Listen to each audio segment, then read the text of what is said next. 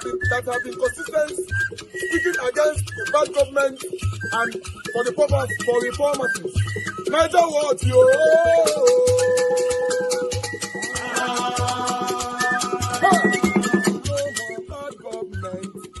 no more bad government. Neither what no more bad government. Neither what no more bad government. The only media that have been speaking. No more bad government. The voice of the voiceless. No more bad government.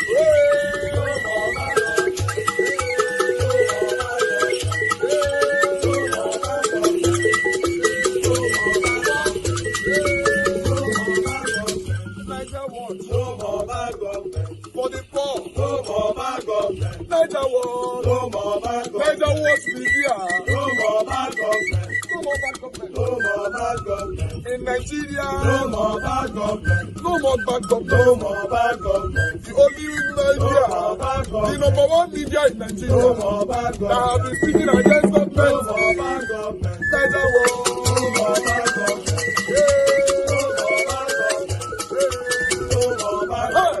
Neither what you the voice of the voiceless. The voice of the voiceless.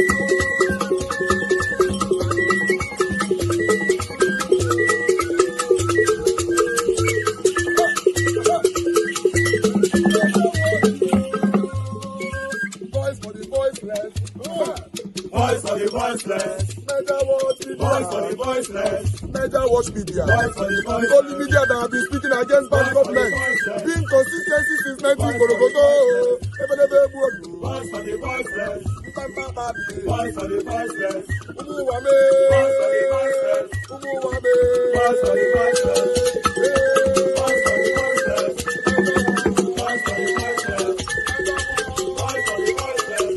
Voice for the voiceless. Voice for the voiceless.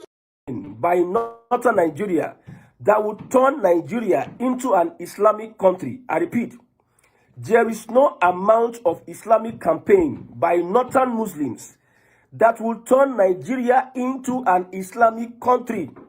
Now, the United States is in Nigeria, and they have two jobs to do.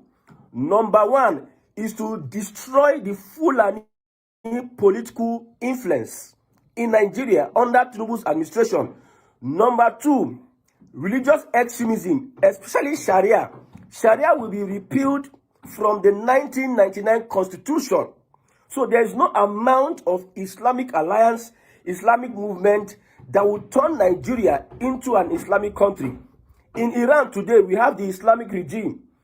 And most northern Muslims are supporting Iran because of the Islamic regime. They wish that they can replicate Islamic regime in Nigeria. That is why you see the alliances, the sympathy for another person's president. In the north today, Boko Haram, ISWAP, ISIS, they are killing northerners, killing Muslims. They will not come out and protest. They will not come out and do mourning or anything. But you are coming out to protest the killing of an Islamic leader in far away Iran. While in your communities, your mothers and fathers, your brothers and sisters are being killed. You will not come out and protest. You can see the mindset of an average northerner. Let me tell you, no matter the gimmicks, no matter how you hide, no matter how you play it, we have come to understand the agenda of these northern Muslims in Nigeria. They wish, they are praying and they are working towards Islamizing Nigeria as a country. That is why Boko Haram, ISWAP, would never leave the northern region because they are in bed with this terrorist organization. What is the common thing between Lakurawa, Boko Haram, and ISWAP? It is Islamization now. Shebi Lakurawa went into a Kwara village, Kayama. They told the villagers, they are also Muslims who accept Sharia and reject Nigerian law. Is that not the same Islamization agenda? They killed Muslims because Muslims refused accepting Sharia. That is jihad. That is Islamization. So no matter the propaganda, no matter the campaign, the alliance Northerners have with this Middle East, you cannot Islamize Nigeria. Highest thing that will happen is that Nigeria will just divide. That is the highest thing that will happen. You should be worried about US that is in Nigeria, you Northerners. You should be worried about their activities. US enter Bauchi, there's increase in banditry, there's increase in insecurity. You should sit down and check it. Why is it that US, within few weeks, they came into northern region? There's spike in insecurity. You should ask yourself the question. Instead of looking at somebody else that died how many thousand kilometers away, that does not give a hoot about you. Do you think that the Arab, they see themselves as in the same category with a black man? No matter whether you are Islam or what, or Muslim. You know, Muslim, they say, is a brotherhood. An Arab Muslim does not see himself in the same position as you as a black man. That is why Arabs started this slave of a thing in Africa. Arabs took slaves. Even though they were Muslims, they still made them slaves. The same way the Fulani turned Hausa to their slaves. We know the agenda. See, whatever plan the North has, however it is, we have unpacked it. We have exposed them. The North should be worried about their region as we speak. Because politically, they are being, see, what Tinubu is doing politically, they have not yet, they are not feeling it yet until Tinubu's second term. The presence of US, that Sharia, that their stronghold will be, they will break them. I'm telling you. Now, what is bad? It is not compulsory you have Sharia in the Constitution because we don't have the 12 commandments in the Constitution. In our various religious places, we adhere to it as an unwritten constitution that guides us. The same also can apply to Muslims. The thing they are telling us that Sharia does not affect non-Muslims. But some states that are adopting Sharia, you have Christians in those states.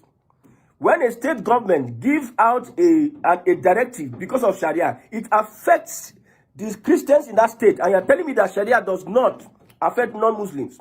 If Sharia becomes a state policy, it will definitely affect non-Muslims and traditional worshippers.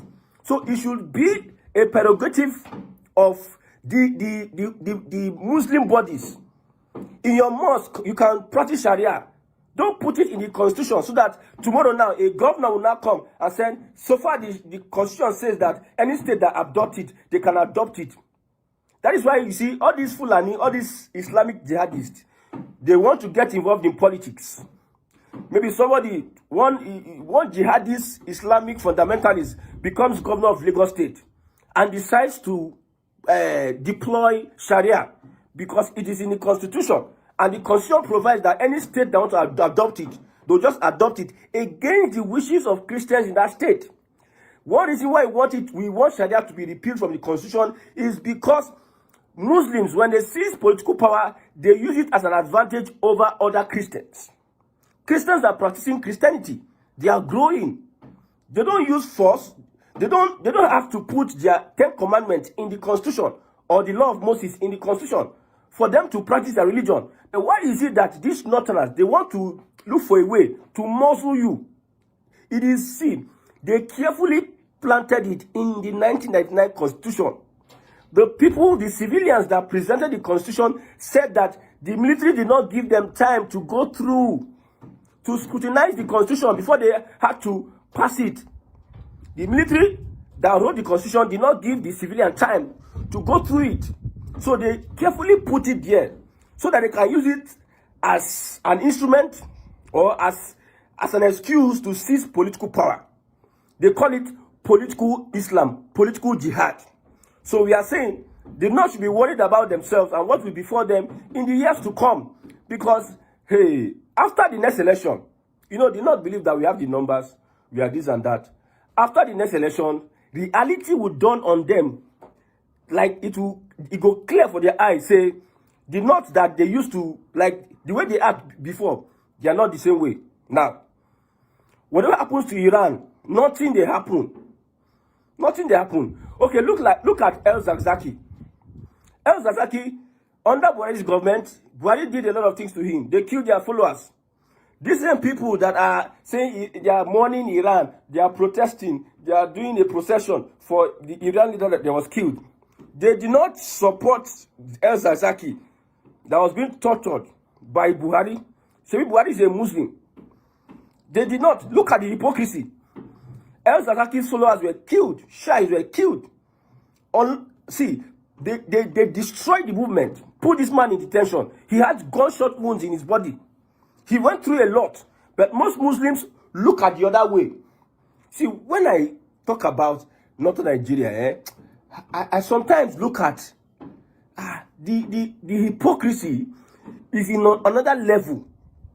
Another level entirely. Now, Iran, US has unlocked a long conflict with Iran. Iran, you know, say they're stubborn. Conflict upon conflict upon conflict. We heard that they are going to target US bases around the Middle East. Escalation. Trump is also threatening that if they fire, if they do anything like the way they are saying they are threatening, if they carry out their threat, that the way America will respond, they have never responded like that in their whole life. And we Nigerians, we are putting mouth where we say they don't even send us. I told you that an Arab does not see himself in the same category with you as a black man, whether you are Muslim or not. They see you as a second fiddle, a lesser person. They see you, that's where they see you. If you don't think that they see you as lesser, continue fooling yourself. Fool yourself. So if you go to Libya, you go to other countries, see how they treat blacks. Go to Saudi Arabia, see how they treat blacks. You understand how they see your color, your skin color, irrespective whether you're a Muslim or not. Look at the way Fulanis don't see Yorubas as good Muslims. That's the same way.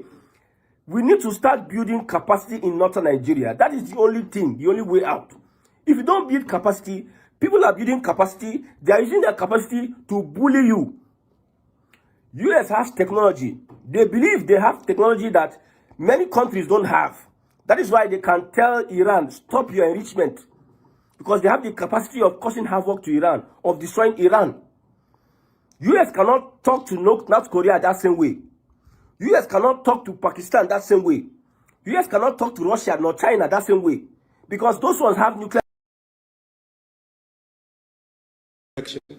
And that he actually won, he claimed he won, for Amak, and that, that everything was rearranged. And then, this is the curious case that I noticed. The INEC returning officer in Edo State governorship election was brought to Abuja to become the returning, officer in this FC council polls. The question is why? Okay, let me educate you. So, do you believe that election was free, fair, and credible? Now, Yes. The organization that is statutorily mandated to organize election is INEC. Yes. And part of their work is to make sure that they deploy their own staff to help them manage it. So I can't answer that. That's how they deploy. They've always deployed like that. It was like the 1990s days, and it's not going to change. I imagine that sometimes Wike will quarrel with his wife. And sometimes his kids will not agree with him. How much more is relative? The point I'm making is that people are going to live their life in spite of what you are doing. And it cannot be mutually exclusive. It's not because one Wike or one show with me is doing politics, therefore every other show with me and every other Wikes in the world cannot also live. And come on. Look, you interrupted me. The thing with my brother Mo is that I commend your industry. You only learn to be better by being there. When you did a campaign, which I followed very well, if you had taken that ticket from PDP, you probably would have even been able to do an upset. That party you belong to is a party that is still forming. It has not even gotten to the stage of maybe now beginning to norm.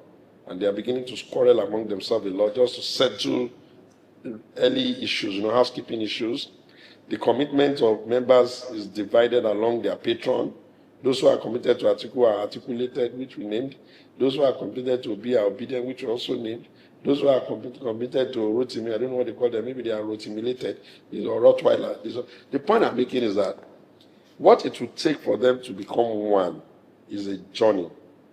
And they have not even started it to approach it well. Every man is bellowing according to the assumption that his side is king on the day. And the election did not happen. And the reason why that election even went that way was that there was significant apathy, which is 7%. When people don't turn up, it favors the incumbents. And if the incumbent wants to be bragging based on Abuja, because the president is my brother and he knows I have a bit of a soft spot for him, I will advise him.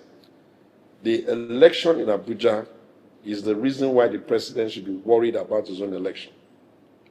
No president should be happy that only 7% turned up in spite of all the huge infrastructure that they seem to be doing. It means that the people who did not turn up has already voted against you.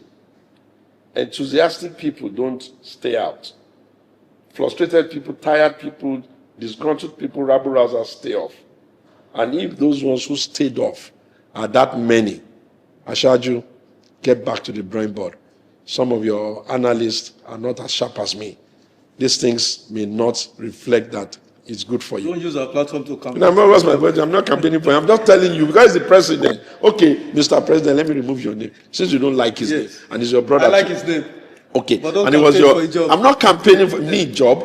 Shegun, But Tinubu's job is mine for the taking. If I wanted it, let me finish my statement. But you ask me one more last one. The point I'm making is that once you have 7% turnout in an election where there's enough evidence of, roads and all of that, you should be worried.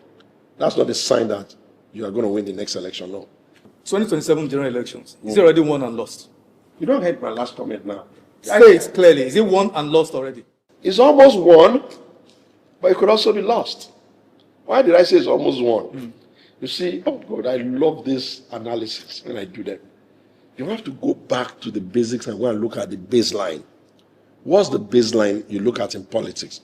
Patterns. You look at the baseline of religion. You look at the baseline of loyalty purchase, that temporary loyalty purchase.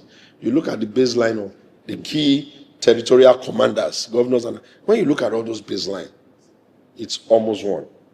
But what makes me say it could be lost?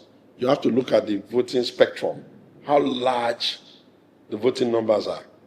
Hey, there's still a lot of presidential numbers in there.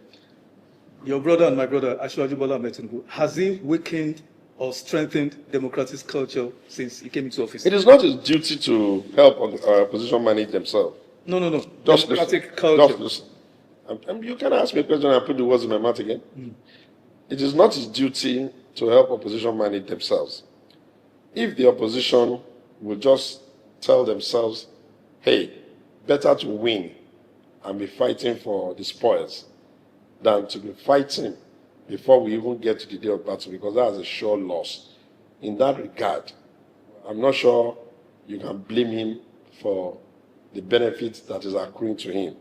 Some of these governors that are decamping to his party, they are decamping not for the same reasons. Some are decamping because they want favors, but some are decamping because they are also trying to tell the North in clear language that, look, when your son was there, he did his 8 years. Never mind that his first 2 years when he was there, he was even ill. Nobody rocked the boat. We allowed people to produce 2 Northerners. No Southerner contested in 2019 until your son finished and your son won. Why are you making it seem as if those who coupled Nigeria together, coupled it together so that you can be irritating everybody when it is the turn of the Southerners? You did it under Obasanjo. Of course, he outfoxed you. You did it under Jonathan. Of course, that one allowed himself to be bullied off the ballot. And if you want to bully Bala, well, good luck to you if you can. So basically, that's what I'm saying. I think that what we will be considering are about 5. 1, how relatable is the presidency and his team? Because the president is one man, the presidency is a team. They have to be more relatable. We'll be contemplating how much of life abundance has happened to the people. 3, we'll be contemplating and be looking at what the promise will be. Because you're not going to just be telling us projection to progression. That's not it. You have to campaign in actual issues. Then we're going to be hoping that we have a clean election and that may the best man win. And I'm contesting. May God give me the platform. I'm waiting for people. Let's go and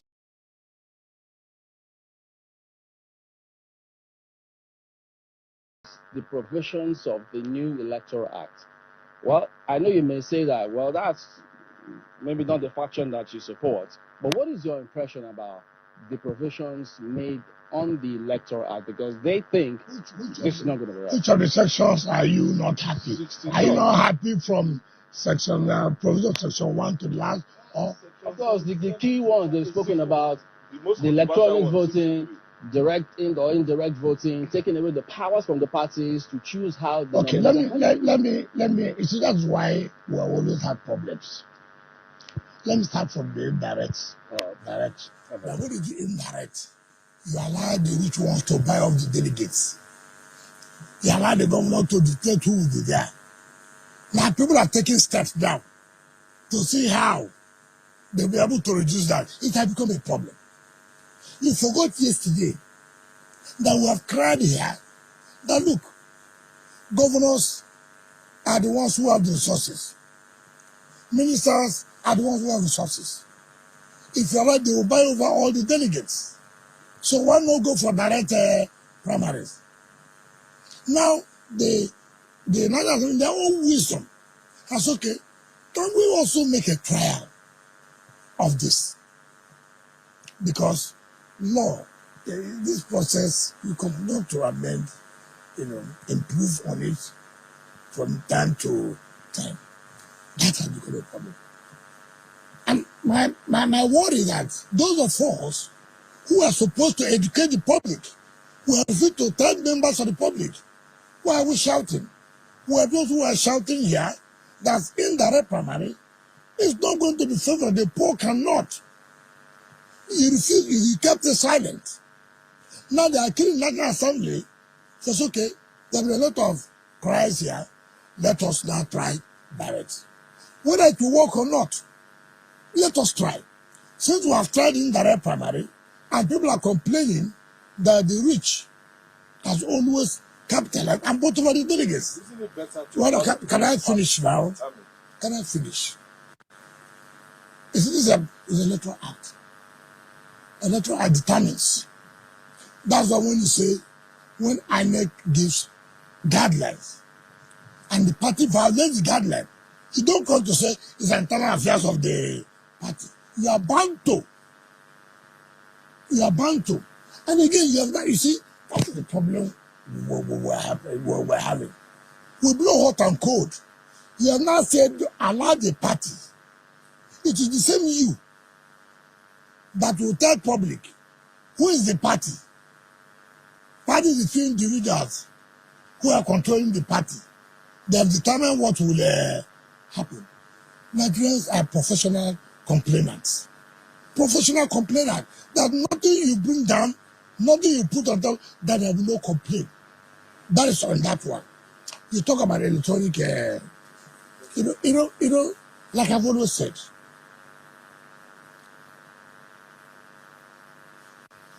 remember, under Buhari, the issue of electoral commission came. People that wrote to me, Amechi, they were in government. They said, no, don't sign. If you sign, you will lose the election. Nobody now talks. And this is the same person now who is coming out to the public to say, look, there should be electronic transmission. But while he was there, he refused. Simply because he felt his boss will be affected. Now, we are here. They did not say there should not be electronic transmission. All they said, in case, and which likely to be, let us not disenfranchise people by not allowing their vote to be counted. Let us ask ourselves a simple question here. No matter how we claim, you and I complain a lot about internet. We complain a lot. You can imagine, forget about Nigerians. You see, let me tell you, there are those who are lobbying to be INEC chairman. They didn't get it. They have come to national television. They talk, I just pity myself. I said, what kind of country is this? What kind of country is this? I am not saying this do right. Now, even at that time, no opposition came out to say, no, there must be electronic transfer. You are shocked. I have said it more than 1 year ago. Senator Ireti, you will come back as a senator. Are you still standing on that? Ah! Are you going to The people, no, let me tell you why not listen now? I have told you here. Look, you see, that's why people don't like those who tell you the truth. It's bitter. Let me tell you why. I will go to the satellite towns, communities. Do you know her? Do you know her? Let us show one project. You know to abuse Wike. I want you to be my friend. Is it by force? Oh, I want us to collaborate to what? What are you collaborating? She's the senator of the federal. Oh, who? You are a minister of the federal. Hold on. And it's one federal government. You know, you are part of the problems we have. Nobody says you are not a senator. Nobody says I'm not a minister. If I'm a minister, minister well. If I'm a senator, make sure that you do well. Okay. To work together. Yes. Who told you? So things are not moving. On behalf of the Nigerian. She said she called you. You yelled at her. No, I don't. Do you know that? I don't even know her number. Can I tell you? Can I tell you? I'm not the man who pretends. I don't pretend. And I know what I pretend. And I've told you, mark it today. Today's what? 2nd of what? March. Look, you know, my report card will show. Your report card should also show. Operation show your report card. What did you do as a senator when you were... You see, we shouldn't be taking Nigerians for granted. And she's saying that you used your friend, Senator Akpabio, the president of the Senate, to deprive her of some constituency projects to be funded. If Wike is just too powerful, then succumb to Wike. Everything, you don't sleep well, is Wike. You don't, if you are sick, is Wike. The president. One thing you've been consistent about, and you said it different platforms, yes, is that you are a supporter of the president, yes, but you also insisted that you remain a member of the PDP, and yes, I respect you for yes, that. If Mr. President wins his 2027 election, then that means he's going to stay till 2031. Yes. Looking at the People's Democratic Party, your party, which you never denied, if it's time to go to court, you are the first to go to court. Looking at from how many governors in 2023 to about how many of them now? From 13 to 3. 3 now. We don't even know those 3. We don't even know the situation with them. Are you worried, being a supporter of the president, that it might be difficult to review this same party? You said is a strong opposition. Just let me just tell the truth. Am I worried that my house is crumbling or crumbling? Yes. You don't look worried. Yes. Until you see me machete. Until you see me machete. Listen.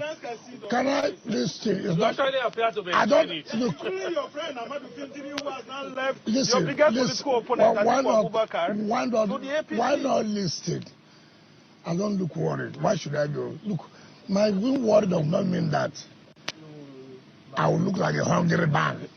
No, I don't need to do that. But is it not No, listen. No, let me just listen. I've told you here that.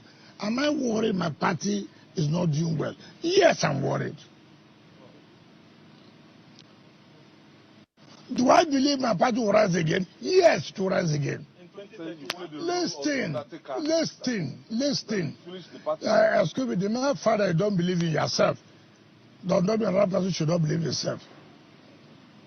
The man fight. You don't believe in yourself. What it requires is you putting yourself to work together. To say, look, where have we made mistakes? Can some mistake be corrected? Yes. Who told you there will be no problems here too? We're all human. We're all human. You see, this idea you think that you must have 15 governors before you win general election. No, correct. And let me also tell you, go and mark it today. After you hear, my support is for President Tinubu. I have never hidden it. That doesn't being that PDP may not win some subnational election. Not every election is local. I have told you here. You saw how they won in Guadalajara. You saw the one in Guadalajara. You see, when you are in a ruling party, that is impunity. You may not bother. I'm in government. You can feed anybody want to feed. It doesn't necessarily work that way. I have told you there are governors who couldn't put their successors, but they were governors. There are governors who couldn't make second tenure, but they are governors. For Christ's sake, speaking out loud.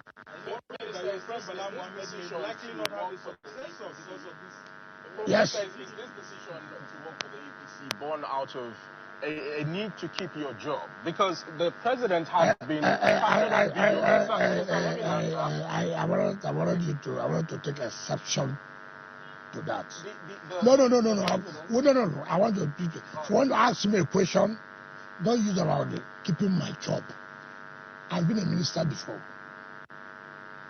And that's the problem we have in this country. You think you must be a sycophant before you get a job. No. I was not minister when I said I was going to support President Tinubu. The last time I wanted to say, if you win, you will give me so thing. No way. Minister, the president no. Also captured on saying that if your performance as minister benefits your party more than the ruling party, that he would. That you could say, I don't want to say that. And I think we are parties.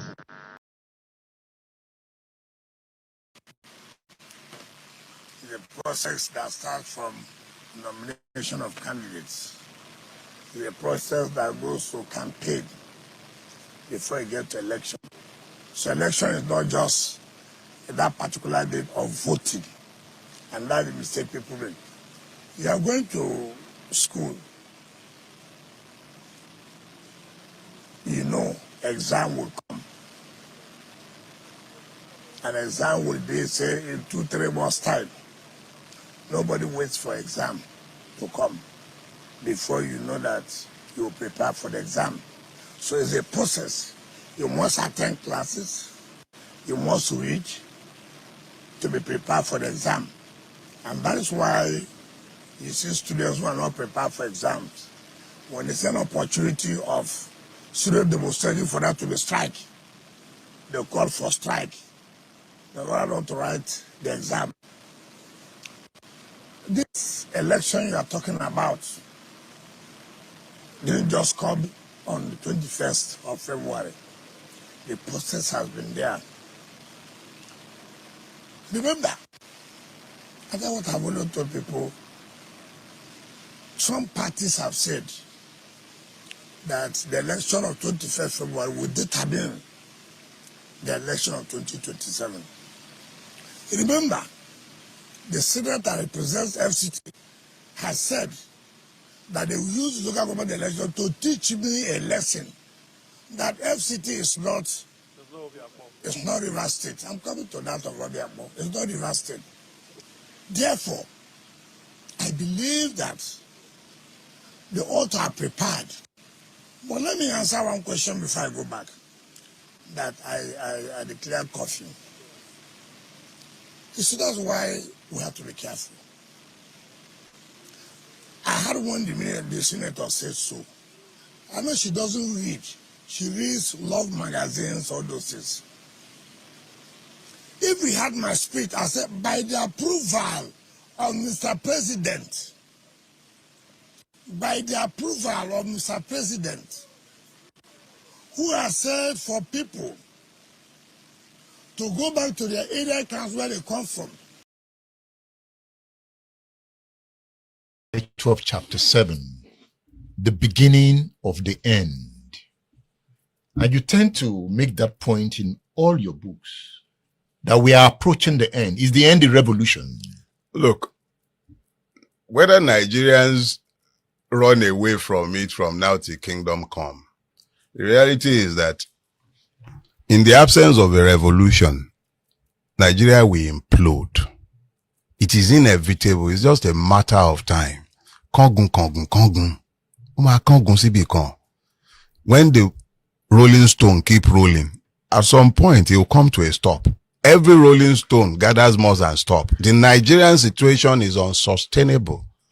The point of implosion or revolution is in front of us. In front? He is right there in front. We're almost there. Almost there. Almost there. The last opportunity for a peaceful transition was in 2023 and is already lost. That's just the truth. The last opportunity for a peaceful transition of power was in 2023. It's lost. But there was a peaceful transition in of power. No, that was what you saw was an hijack of power. The constitution was suspended in order to install the person in office today. How do you mean? Every rule that were meant to have been kept in the process leading up to the election, governing the election and the installation of the president, were observed more in breach than in observance.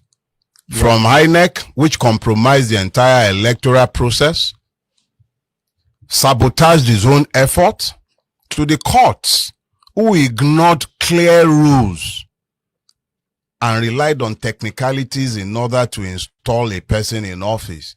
They killed that lie of Decree 24 of 1999. They killed it finally. But technicality is law. You see, technicality is law, yes. But technicalities do not promote justice and it does not build countries. Are you saying Bola Tinubu did not win the 2023 election? I say that without any hesitation. He knows it. Who won? Yakubu knows it. You see, if I will answer that question, it will be subjective. And the subjective answer will be Peter Obi. I worked on that campaign and I know as a fact that he won the majority vote and the highest number of states. But you have a situation today, and that is the tragedy of Nigeria. How did you arrive at that? I'm coming there. You have a situation today, and that's the actual tragedy of Nigeria, where INEC cannot tell you how it arrived at announcing Bola Ahmed Tinubu as the president of Nigeria. It can't give you any result to back up its declaration. What I have said to you comes out of the situation room, the presidential election situation room, of which I was a part. We had reports that came in from different states. And I know enough to know that even though he didn't make enough to have won on the first ballot, he won more states than any other person. I think he won in a total of 21 or 22 states. Obi? Yes. From your situation? Yes. Room, even the INEC portal. The PDPs, INEC does not have any portal to show you. Is it the portal where they are uploading all kind of madness? Or is it the ones where you can't even read the Form EC8A that they have TPEX and written, overwritten, all kind of, even that script, why could not collect that script from a student? That's what INEC is using, and it cannot even intelligently collate to say 2 + 2, this is how we arrived at our 4. Election that was being, the result was being declared in the middle of the night, and then you heard the crooked Mahmoud saying without shame, go to court.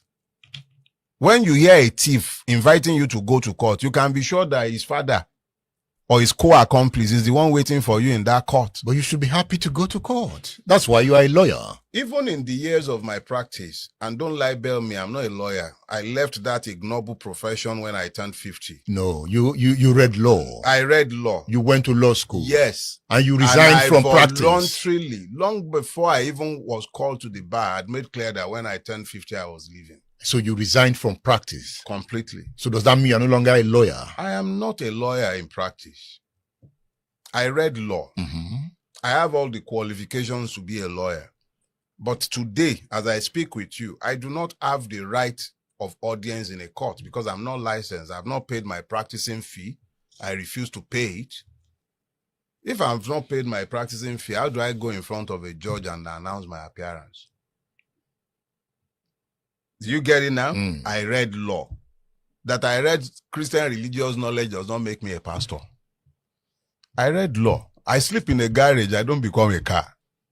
So I read law and I practiced as a lawyer for a season. Without prejudice to the state of practice of law in Nigeria, because it didn't become like this overnight. It was like this before I became a lawyer. It just wasn't perhaps this endemic, but the madness was always here. So it's not like I'm saying that it's because things got bad that I now left the practice of law. As romantic as that would sound, it would be a lie. I had said to everybody's hearing since I was in the university that once I turned 50, I was going to go do something else with my life. Do you know who you are? Oh, yes. I know exactly who I am. Why did you run for the position of Student Union President at LASU? There was a need at the time. There was a need. What were the needs? I was a critic for a long time in LASU, pretty much like this one now. I spoke to the ills of the environment I found myself in, and nothing changed. Were you punished at any time? By who? In LASU. Oh, I did things that deserved punishment. But they let you go? Oh, the university rusticated me for a semester when I was reading English language and linguistics. But by the time I was reading law, I had become a model student who wouldn't even look for any trouble. As the student union president, I had the cooperation of students and even the university administration. I never had any problem with the university administration. Every issue we had, we resolved with dialogue. You were calm? I've always been calm. I still am. Are you still calm? Oh, very, very. You are angry? I'm a creature of reason. I may be angry, and there is every reason to be angry with the madness of our country. But in being angry, I never lose my head. I use my anger productively. At my most lucid when I'm angry. You know, in my quiet time, I say, who is he? What drives him? Where is he from? Who is his mother? What was his upbringing like? No, how is your grandmother? Oh, she late now. May God rest her soul. She shaped me. She shaped you? Yeah. How? I grew up with her. I must have been a little under 2 years old when I was handed to my grandmother, because my mother relocated to the US. So she molded me. And I was living with her until I was almost 10 years old when my mother returned to Nigeria. What kind of hand did she use to mold you? You had to be familiar with old Yoruba society to have a clear understanding of the way I was raised. I am what you call Omo Dragba. The errand, somebody who is sent around by the aged. My grandmother was close to 70 by the time I was given to her.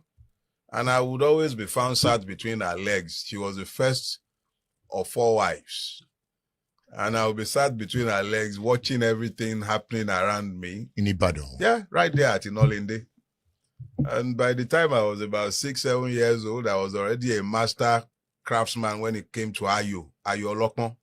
So you can imagine a little rat sat amongst old people, my grandfather, his friends, the other wives.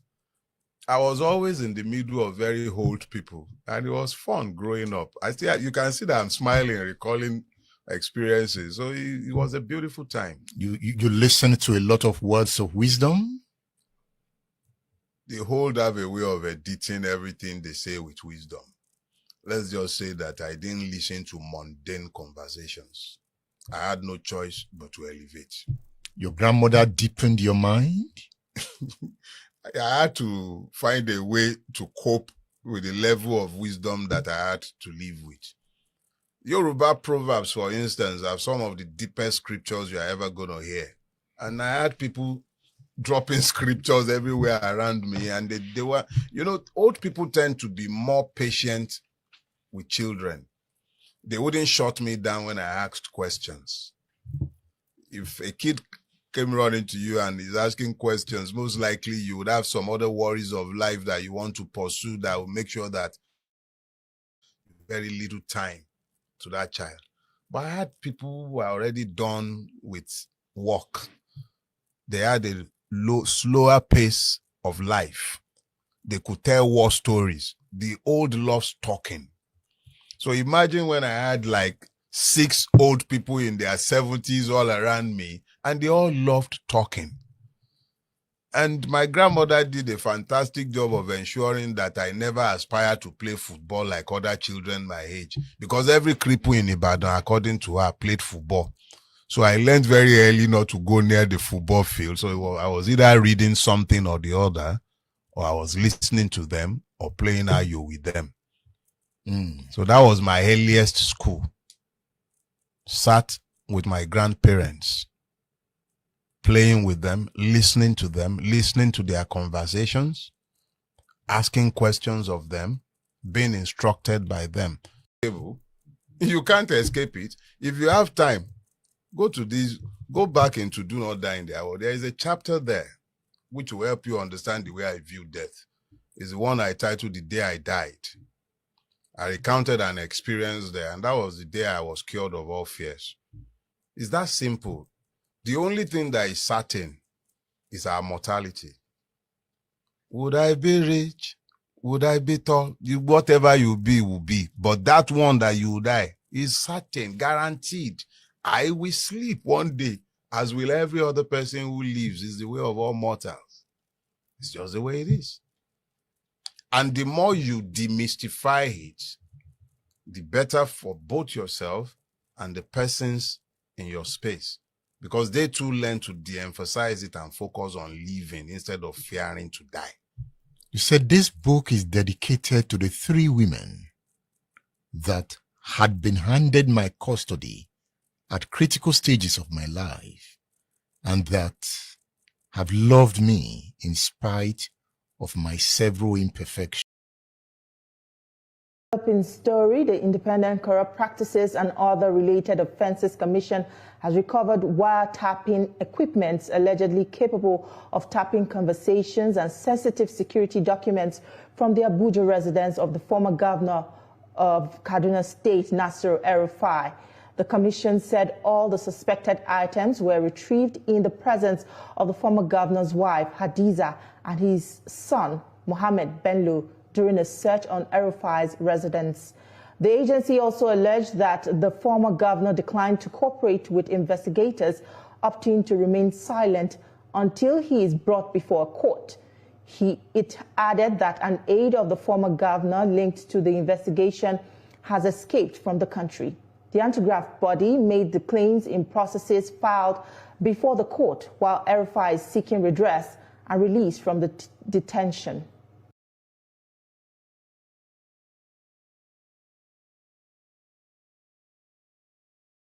Welcome. My name is Magnus Oraka, and this is Woto TV.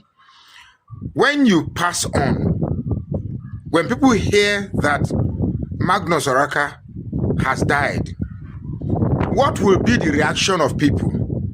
Will people rejoice? Will people go on the street and start dancing? Or will people be overwhelmed with shock and regret and love that they miss this guy for what he has represented in life? What will people think about you? Now, when I saw the pictures coming from Iran, that is the response of the people, that USA has unalived their supreme leader, Ayatollah Ali Khamenei, and people are on the street rejoicing that a foreign country came to your own country and unalive your president or your leader. It clearly shows that when a leader thinks he has the authority over the lives of millions and everything is going well, the result of whether what you're doing is good or bad will be seen when you pass on. I will never wish that people rejoice on the day they announce my death. I will never wish it. That will be the worst thing. That will be the worst conclusion of any man.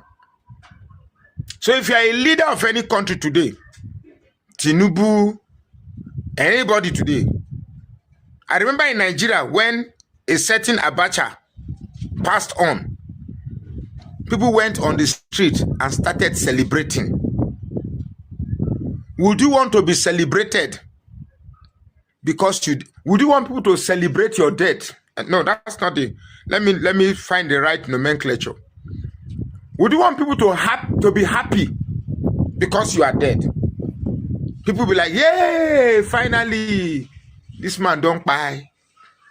Would you like it? So, whenever you're doing things, people are watching.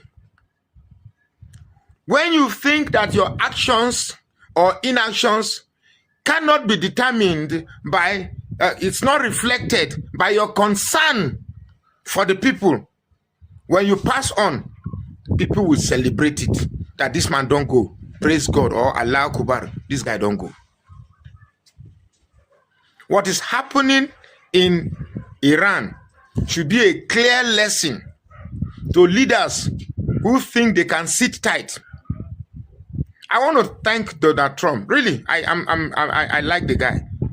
I like the guy. When during the campaign for United States, when people were like against Trump, I just liked him. When I listened to him, I knew he was going to do a lot of things. May God bless Donald Trump. May God bless him. I like the fact that you are changing the landscape of the universe for these terrorists, these religious terrorists. I'm happy that you are changing the landscape. But I beg, if you don't finish with those big ones, I beg, check latitude and longitude. We go direct your attention, come one place. Get some people to be say, they don't believe that corruption be their way. I beg, direct your attention, go that place. I not call name, I not call place, but you know now, Donald Osha Trump. My name is Magnus Oraka. Please follow this page and share this post now. Wait here, the year says some Muslims, whether they call themselves the Shiite Muslims, they protest for inside Kanu about what they happen for Iran. They say that they mourn the passing of the supreme leader of Iran, whether they call Ali Khamenei. And these same people say they get problem with Donald Trump for inside this Nigeria where we did. As I talk to them right now, they don't enter streets. Massive protests. They protest against the actions of USA and Israel in Iran. Just yesterday, this same set of Muslims came out to also protest in Niger State, and it was a massive protest. But wait, when I know it, they funny me pass and say, wetin concern our Muslims with the Muslims where they that side. 1, 2, since when this country they turn upside down, and many of these Muslims don't come outside to protest for a better Nigeria, abi una they forbid that one. The way una take come outside now, gather in numbers, they protest about a supreme leader where they handle a country, where they buy protesters and all that. Una never one day come outside to seek empirical justice for this country. Una never come outside to protest against bad governance. Una never come outside one day to protest against the pipeline of banditry where they happen for the north. This Niger State, where happened yesterday. Not be this same Niger State where we say on the 4th of January, bandits enter one community, almost wipe the community finish. No protest was held. Everybody sit down inside house, like say no concern them. While their brothers, their sisters were slaughtered, they're there inside house. Now, these same people wear cloth finish, come outside to come the protest. Who swear for Nigeria? It has broken our hearts. It has weakened us, and it at the same time it reminded us with the martyrdom of Imam Hussein alayhi salatu wasalam, and then we regain ourselves. And who swear for Nigeria? This shit. Omo, I just see these people call your paw for my body. I'm like, when I sure say this not the way they think, not really different. I understand it's not all Muslims. They say this one's not the Shiite Muslims. Where we say they there. But are they not Nigerians? All these things where would they pass through for Nigeria, they're not the Siam. Why? God, are you all confused? I just think how people today process information. Because in this country, if the North begin to agitate for a better tomorrow. My brother, you are asking so many questions. And the answer to your question is just direct. These people don't supposed to be part of Nigeria. or we don't supposed to be part of them. We don't supposed to be packed together as Nigerians. They don't act like Nigerians. They don't have the mind, the empathy, the sympatheticness, or the human feeling of proper Nigerians. So if you see what they are doing, I will say it was an unfortunate situation to find ourselves together and call all of us Nigerians. No, they are not. They don't supposed to be. Or rather, we don't suppose to be packed with these people as Nigerians. That's just the answer. That's just the Nigerian. They have never acted as a common Nigerians. They don't affiliate with you in anything. No protests have ever happened in Nigeria where the South is speaking and these people will join you. No. So we don't supposed to be together. I know some of you will not be happy with the way I'm speaking now, but this is how I feel. Yes, I grew up to get this understanding that these people, we don't supposed to be together at all. We don't align in any way. We don't align. So that's why we find ourselves here. Yes, as NSAS reign reached that year, when I hear these people say they joined that movement that time, no. So, yeah, these are the kind of things they believe on. That's why they are protesting for it right now. Whereas if you go check it statistically, people where they don't bypass for Nigeria, not them. Where terrorists don't bypass, that's still them. And they don't protest about these things. So how do you want me to think that these people are Nigerians like me? How? How are they Nigerians like me? People that act like they don't have human feelings. They don't even act as human beings. People that will be buying people that will be calling Allah Muakba or anyhow they are saying it. How did they? How did we become one? It's a question. So they don't supposed to be part of us. This is what we are fighting today.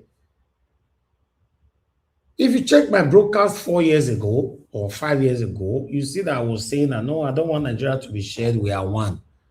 I have to grow out of that to understand the situation we find ourselves. That we don't supposed to be together. No. I support division now 100%. We don't supposed to be together. How do I call this kind of people? They are Nigerians like me. How? It's impossible. Unfortunately, yes. I'd like us to move on. Welcome. My name is Magnus Oraka, and this is Woto TV. I just came out of a live podcast on YouTube, and the argument there, somebody was saying that prices of food have come down, or have come down, and that Peter Obi was asked if you remove subsidy, and he was stuttering, and that Peter Obi said that farmers have been taken out of job. You see, Peter Obi is in another realm of intelligence, whereas you propagandists and critics are in these primordial sentiments of tribalism and religion. You won't understand where he is coming from. So we are here. I'm not being paid. When I come here defending Peter Obi, I come here from a place of natural, organic support. So whatever I say is going to be unadulterated. Some months ago, I did a video explaining that the Tinubu government has procured a lot of bags of rice that are in warehouses. That towards the election, they will distribute this rice. Rices, if I go add that one, there's not like rices. They will distribute this bag of rice to markets to crash down the price of rice, beans, and all essential commodities that poor people are usually identified with. Now, because our level of education have dropped, let me try to explain this thing in a layman term that you will understand. Peter Obi, if they watch this video, you need to bring me among one of those where go they debate for you. Begin to gather natural people who get brain, may they come the debate for you. Like that Idris, where debate Sharia Law. You need to gather somebody like me. I don't say what you see, you need to bring me, make a debate for you, for online. Because these people, they are ready. Okay, let me explain this thing to you in a layman. You see, simple economics. The prices of commodities are determined by the invisible hands, the laws of demand and supply. When there are less goods in the market, the price of commodities will rise. When supply is more than demand, when supply is more than demand, when the goods available is more than demand, the prices of commodities will rise. When supply is less than demand, the prices of commodity will rise. So what is happening is that because they identify those commodities that poor people are associated with, gari, rice, beans, palm oil, this government imported those goods into the market and spread it. So there's as we speak now, there is a lot of rice in Nigeria. There's a lot of beans in Nigeria.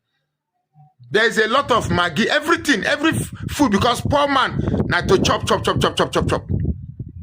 So you go to the market and it is cheaper than when you bought it 2 months ago. The question is, where was this price when Tinubu came in? Where was the bag of rice when Tinubu came in? A bag of rice was probably around 25,000-30,000 naira. Now you are buying the same bag of rice at 50, 60. Few months ago, it was 80, 90, 100, 120. This is what they do to you. They increase the price by, let's say it was 10. They increase to 20. Then you suffer. Then they bring it down to 13. You say, oh, price of food don't come down. It's a lie. It's a lie. Be wise. They are playing with you because poverty, you are connected to poverty. Poverty is a very, very dangerous tool. Prices of food have not crashed anywhere. After this election,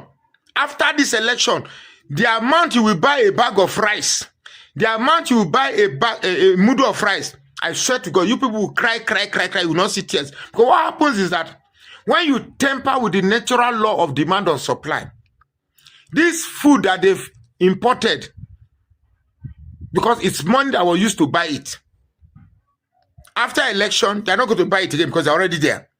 Then when the natural law of demand begin to creep in, what you were buying at 60,000 when they crash this price will quadruple. This same bag of rice, you buy it at 150 or 200,000. President at a particular event with the president, and he was thanking him for certain things that he's introduced to the House or the National Assembly for them to pass into law, or and then he even said that none of them has ever stopped at first reading, right? There were some things he said in the video that is indicting, that is revealing, that is exposing, and that is embarrassing. Maybe you should take a listen to it, and then we will look at it in a broader perspective after the video. Listen to him. Nothing you have ever sent to us died in first reading, and it will never happen so long as we are here. So we normally sit down. They say we are Robert Sam, but they don't know that we sit down to painstakingly go through everything that comes before us, and then at the end, we see that it is in the interest of Nigerians, even when the social media is not seeing it. Eventually they come to see. So we thank you for the tax reforms. We thank you for abridging the numerous foreign exchanges. We thank you for the removal of the fuel subsidy and then making money more available. How I wish I was a governor under you. Most of them are saying they collect 4 times what we used to collect. So I can't go back. I can't change the constitution because they have far more money to develop their states and to touch the grassroots for you than we had. And I pray that God will give them the enablement and the wisdom to also do what they are doing at the center. We thank you also for the electoral amendment. It wasn't you. We did. You had the right to say no. But when we...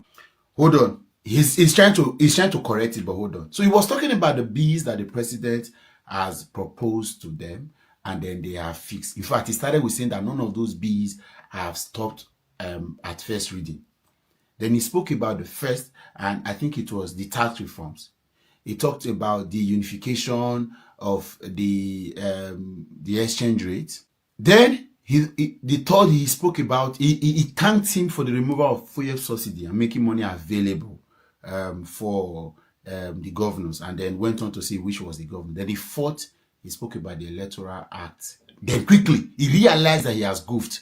Then he tried to correct it. He realized he has goofed. He tried to correct it. Listen to that part again. We thank you also for the electoral amendment. It wasn't you. We did. You had the right to say no. But when we... Good. It wasn't you. That was the correction. What does that mean clearly?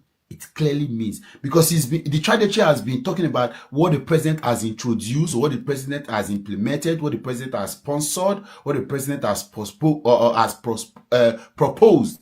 Now, in the same vein, he mentioned that the president also, he mentioned the Electoral Act in that same trajectory. Suddenly, he realized that this will be used against him. He called himself back to order and decided to say, it wasn't you, it is us. That tells you. It means that taxpayers' monies were wasted in stakeholders' consultation, in wider electoral conversations, constitutional amendment conversation around Nigeria, only for it to be squashed into the bin. And it was the presidency that introduced what was passed in National Assembly as the Electoral Act. Of course, I will not explain this so much for dumb people, but smart people got it already. I don't need to speak too much English. I don't need to make this something big, but that is Godswill Akpabio acknowledging that it was President Tinubu that proposed the Electoral Act as amended. That is the reenacted and amended or repealed and reenacted act of the Electoral or version of the Electoral Act 2026. Of course, I'm not expecting so much. I knew that it was going to get to you. A lot of us already saw this. A lot of us knew this, but him confirming this to us already. And I can tell you, if you go and read ChatGPT, Google can be your friend. There are several other laws that are functional today that has been signed into law, that has been passed into law, that it wasn't the president that introduced.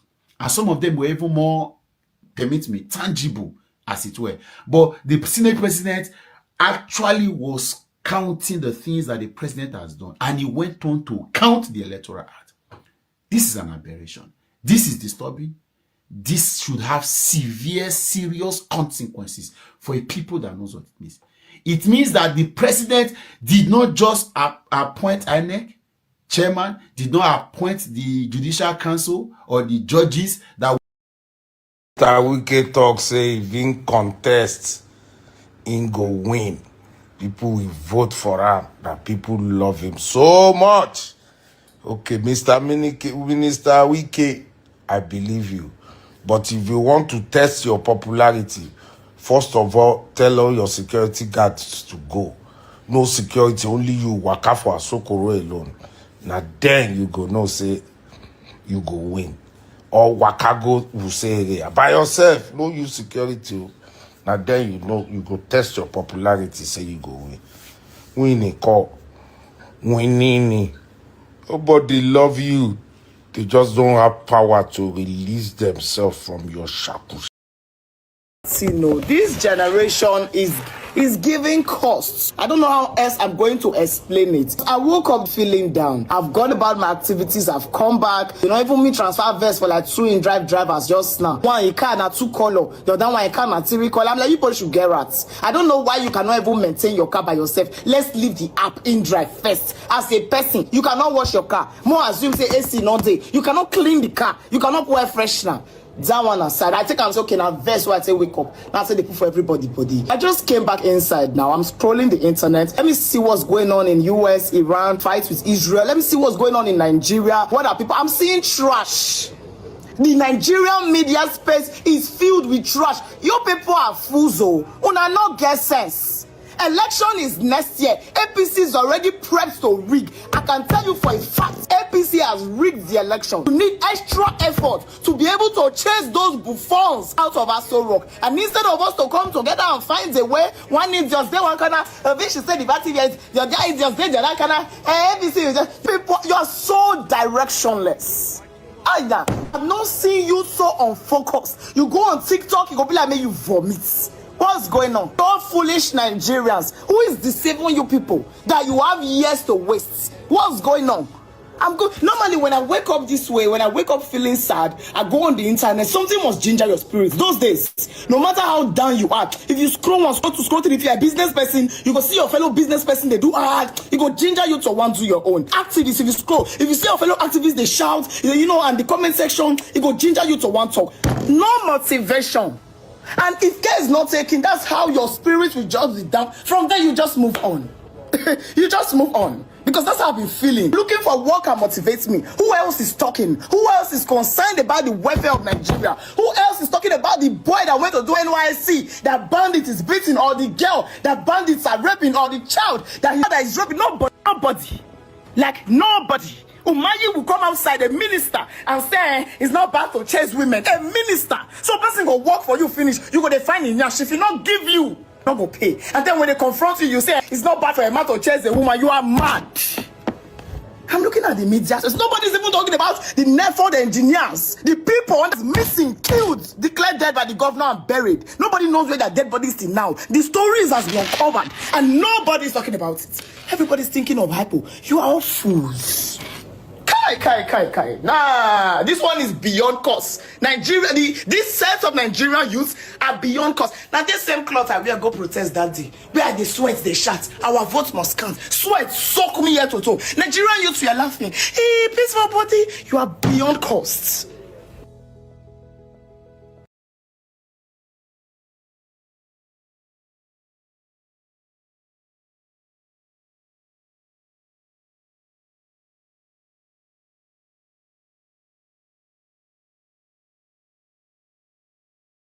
Watch this video, please.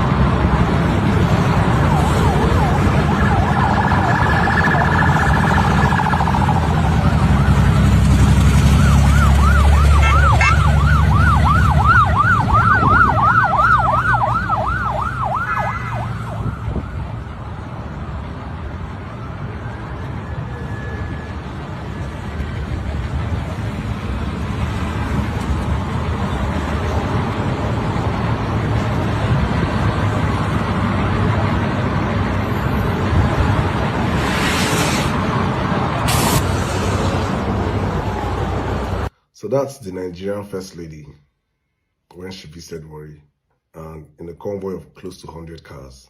Yesterday I showed a video on her husband campaign buses with jeeps, close to thousands of them. This is the poorest country in the world. This is the hungriest country on earth. The country on earth with the highest number of hungry people. The country that 95% of the populace do not have up to 500,000 naira in their accounts, showing this stupendous wealth. Look at the convoy of the First Lady. These are the people that are telling you that you should manage Nigerians, manage. I make these videos just to expose the waste in governance under Bola Ahmed Tinubu's government. and to make Nigerians understand that there is no reason why Nigerians should be clamoring for them to come back. Or there's no reason why Nigeria should even be poor in the first place. We just have people that do not understand governance, that are there just for selfish agendas, to enrich themselves and live the best of life. Or why on earth with the first lady and an unappointed role? Nobody voted for this woman, being a convoy of close to 100 cars. And you will see people that we stand on the road. I say Nigerians are mentally enslaved, many Nigerians. You will see people that are hungry, that have not eaten all day, on the road cheering, on social media hailing, say why you're a hater. If it comes to your turn now, no enter convoy. People that went to charge their phone in Babin Saloon will come out and tell you, when it reach your turn, no use convoy now.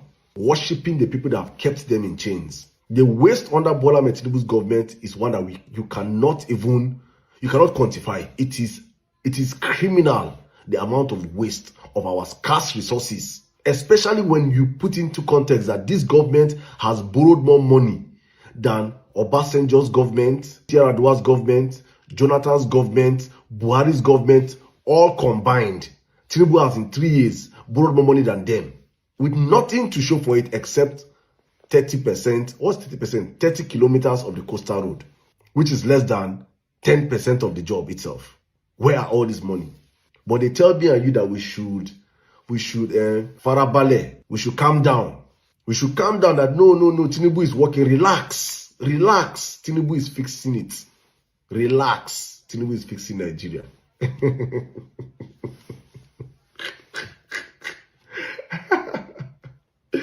I repeat this.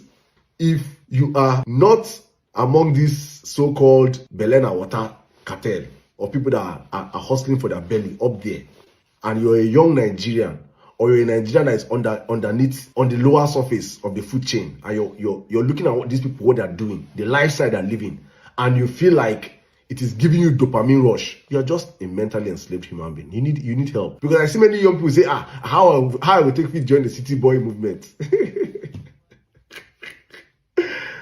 You people don't understand that you cannot join the movement. You're there, you're a fodder. You're the ones that will be eating from the crumbs. You're the 2K gang. You're the 3K gang. You're the ones that electionally they want to buy your votes with 4,000 naira. You're not worth being on the table, because that table is for selected set of greedy people that do not want to ever see Nigeria work. There are people that do believe. Many of them are in my DMs. They say, Saddam, nice work you're doing, but morning, and felt that it's very important that I do this video. So I've been seeing on social media where Sheyi Tinubu took out his time and was explaining on a very long episode how the accusation made by VDM of Michi sucking his lollipop, how that is not true. And for him, according to what he wrote, he has only met Michi once, and after meeting her once, they've never met again. However, he has donated hundreds of millions to what Michi is doing. Now, for the first time, surprisingly, I realized that Sheyi is in touch with social media. So everything where that happens since for social media, Sheyi, you they over the year. I did not know. Now you know they talk with all the complaints that Nigerians have been complaining. So you've been seeing with the issue of insecurity, with the poverty, with the pains, with the struggle, no job, students are crying, parents are crying. You know, it is difficult for people to feed of everything, so you've been hearing. You keep quiet. I don't know, I think say, you know, they look social media. Oh. Only small accusation. When VDM accuse you, you don't write episode, full novel, they explain. Oh, you want to protect your family. You don't want problem for your family. Oh, so you love family. Because everything you're trying to do now is to make your wife feel like you didn't do it. Because not be really Nigerians you explain to. You are explaining to your wife and you are proving your innocence. So as Nigerians, they cry since. Nigerians have been complaining. They've been crying. Housing, epileptic power supply, bad roads, education, healthcare, food, everything insecurity that Nigerians have been crying. You have been pretending like you know they hear. Because if you they hear, as you they close to your father reach, you would have had a sitting with your father and talk to him, even if everybody around your father lies to him. If you they watch social media, you they close to social media, you would have heard the cries and the plights of the people for you to intervene. But you've paid deaf ear. You've paid deaf ear to Nigerians. It no concern you. But this accusation now that hits you directly, you have come to write episode to debunk it, right? Now, Sheyi, let me say this to you. The same way where you they do like say you know they hear our cry since. The same way where they do like say you don't know say Nigerians they suffer. The same way where they do like say you they for your mind everything they okay. Sheyi, for us as Nigerians, we believe what the very dark man talk. Michi. So King Michi, so you the suck lollipop. We believe. Sheyi, we believe. There is nothing you will explain to us. We believe it. In fact, we no hear your explanation. The one where video and talk now correct. We believe. You see the way they pain now? Do you see how painful it is? When you feel like something is hitting you and you are pained about it and you've been able to express yourself. Now so when they treat Nigerians, it go pain us. We go express ourselves. When we come out to express ourselves, you will use tear gas and beat up people with the police and the military. Sheyi, since we cannot shoot tear gas, since we do not have the military minds, right? We no believe your explanation. It is the accusation that we believe. Michi, keep sucking lollipop. The only thing we want to beg Michi to do now, please, if you are sucking lollipop, please, can you help put the plight of Nigerians forward? Maybe now you go stand in the gap between Nigerians and the government. See? So you came out and explained to Nigerians. Really? So you did this space? So you they see what they happen every day? And you've not been able to use your power. Because whether we like it or not, you are more powerful today. Reality than any minister in Nigeria. Yes, you are. You've not been able to use your power to speak on behalf of citizens. So you they see, I've never really talked about your issue before. Never. Because I've just been assuming that maybe you don't really know what did happen. No. With this your explanation, you they see. But let me say this to you, Sheyi. You are still a young man.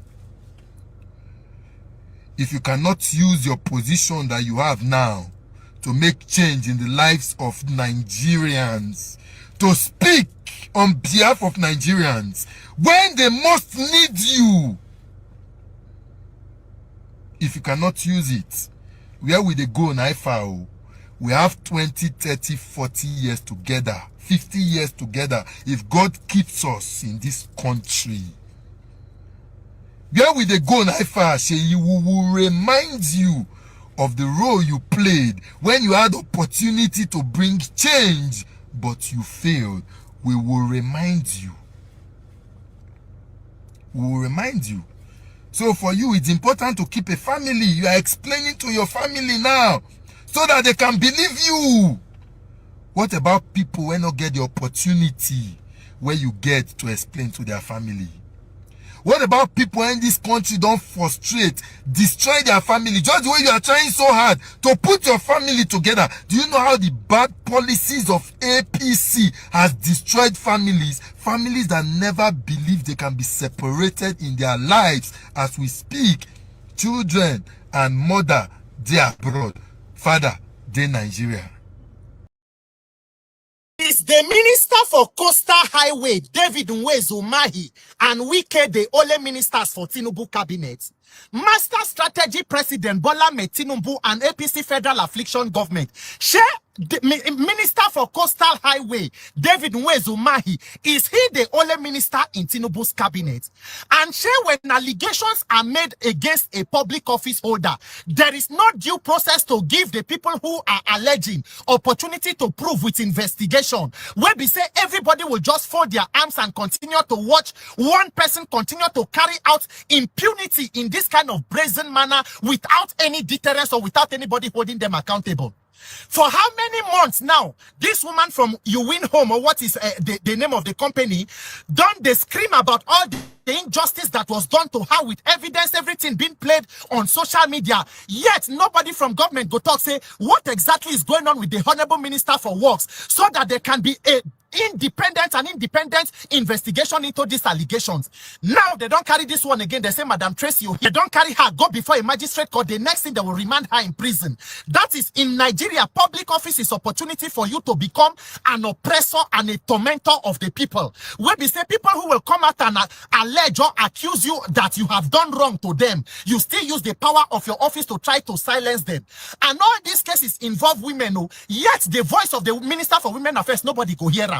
Even if the allegations of the people are not true, is it not a normal thing that when somebody is being alleged of wrongdoing and injustice or abuse of office, there should be an independent inquiry, there should be an open and a fair hearing, so that everybody is going to be given opportunity to make their case? The Minister for Women Affairs, Madhajia Iman Sulaiman Ibrahim, the time when Madam Uju Kennedy Ohanenye they say she too they do, they say she too they talk. They don't carry the one way don't come here where Kukuma know they talk, where Kukuma know they do. So Nigerians now, everybody's just moving on autopilot. Every day you go wake up, you continue to see brazen corruption and criminality. You continue to see oppression, injustice by people who are supposed to be making laws. People who are supposed to be serving the people have become the tormentors of the people. You have become predators on the people. People will come out and say that they have been treated unjustly. They have been treated unfairly. They deserve compensation and they deserve the government to protect them. The same people in government will turn around to use institutions of government to send them to prison. Shame on you, Nigerian government. I take God beg una, and this impunity will continue, because for this APC government, nobody if you think that this person they craze fast, the person where you go report and to that one they just discharge her from psychiatry in bed, still there. So unfortunately, the only hope for Nigeria now is to release and deliver ourselves from this affliction we call the government. Because I don't know how for weeks and months people will come and be making allegations against one minister, and it is not enough for the president to say, hold on, what exactly is going on? Which institution is able to investigate these issues? If the minister is innocent, declare a name and everybody will move ahead. Why should a person be using public office and institutions to harass and detain other citizens who are claiming that they have been treated unfairly by the government? Minister for Coastal Highway, David Nwezu Mahi, are you the only minister in Tinubu's cabinet? Waiting with the problem with every woman when they come out, allegation of this, allegation of that. The only thing people want to use is the corrupt judiciary so that you can silence people. This is unacceptable. If people don't make allegations against a particular minister and they continue to insist that they have been treated unjustly, it is important that everybody lends their voice to ensure that there is accountability and justice. Let there be fair hearing, let there be due process. If they deserve compensation, make them give them their compensation. Why should a minister or anybody in government be using public office, public institutions to harass other citizens? Is this how a country should go? Say that is the normal thing under this affliction government we call a government in Nigeria. Shame on you, APC Federal Affliction. Engineer David Nwezu Mahi, you are not God, you cannot be God, and you will never be God. Allow people, women, to go free, and anybody that you know that you owe, go and make restitution and ensure there is compensation for them. Because this injustice, this power where they shakuna, so power is transient. If you don't leave power, power will leave you. People don't die there before you, and there will be people after you. Every seed of injustice and oppression that you sow, that's one you will reap, and reap abundantly. Shame on you, you are amongst leaders most miserable. Mother of all Mommy Diaspora, good evening to you, Mommy. Thank you very much for that. You do. Happy New Week to you. And once again, Happy New Month to everyone if you right there. My brother Abu Azi, I appreciate you. Thanks for all that you do. Good evening to you and Happy New Month to you. Thank you, Madam Peggy Modi, Madam Eugenia, Stella Maseredo, Mr. Johnson, Emmanuel Kingsley, Timmy Dibe, Madam Rita, and many more that have commented. Didi Anthony, Mike Akinbare, appreciate you all. Promise, thank you, appreciate you all. Do your part, press the like button. Also press on the dollar sign if you can. Encourage what we do here. Somebody asked for our dollar sign, what's it called? Our Naira, what's it called? Naira account. There you go on the screen. Always screenshot it, just keep it in case you want to support us. It's there. It's only one, you know, so you won't miss it. Yes, I appreciate every one of you. Now God bless you now. Thank you very much. Thank you. On what I've presented today, all is still about the state of the nation. Nigeria is not working, and if it's working, it would have been much better. I understand some people saying that, oh, Nigeria Watch platform is always talking about the negative side of Nigeria. I wish I know the positive side I can talk about in this government or the past government. I for the talker. You know, let's be honest now. It's just like you put in how do I put it on? You put in 2,000 naira, you extort 10,000 naira. And you say we should be begging, we should be promoting you or appreciating you for the 2,000 naira. You put in 2,000 naira, you extort 10,000 naira. Not even 10,000. You put in 2,000 naira, you extort 100,000 naira. So then you are now forcing me I should talk about the good of 2,000 naira. What about the remaining minus that we have of 98,000 naira? Nothing good about this government or the past government or our leaders. There's nothing to talk about. So if you think that Nigeria Watch platform is only talking about the negative side of Nigeria, then join the panel. There's nothing wrong because they don't tie your leg. Join this panel and be telling us the positive side of the country. I'll give you the platform. I will not shut you up. Let me focus on the negative side because the negative side is carrying more than 99%. 99%. So the remaining 1% probably they have good side, you know, that they are doing. Then you can come in, be joining this platform. Tell them to pay you to be coming. I don't mind. I'll give you the platform free. Come here and tell us. As long as you can take our questions, our interrogation and all that's fine.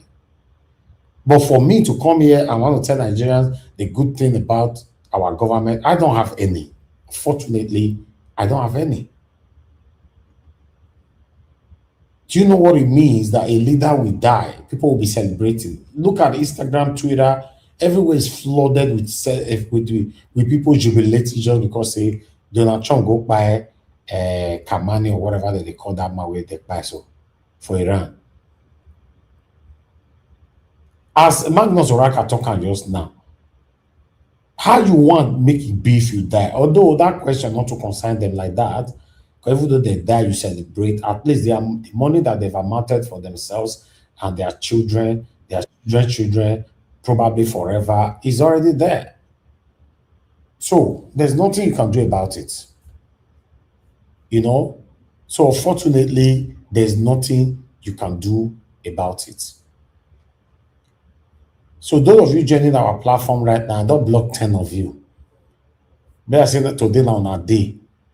10 of you now don't block now. They send that call. I want you to know that I know say now.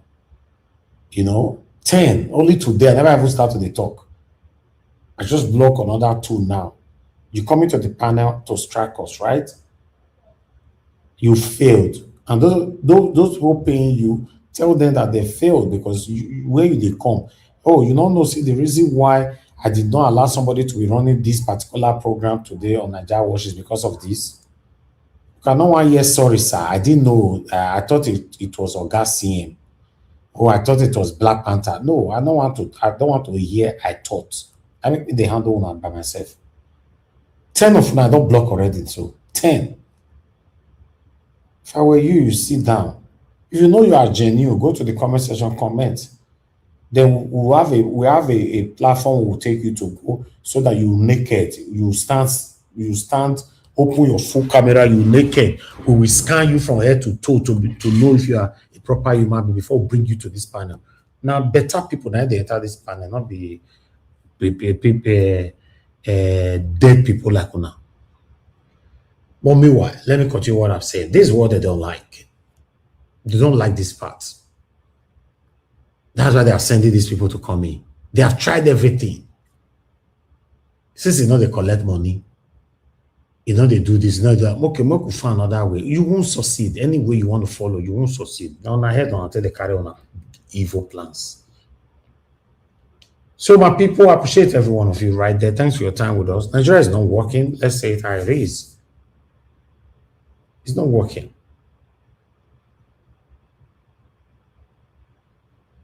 No amount of prayer you will pray about these people that will affect them.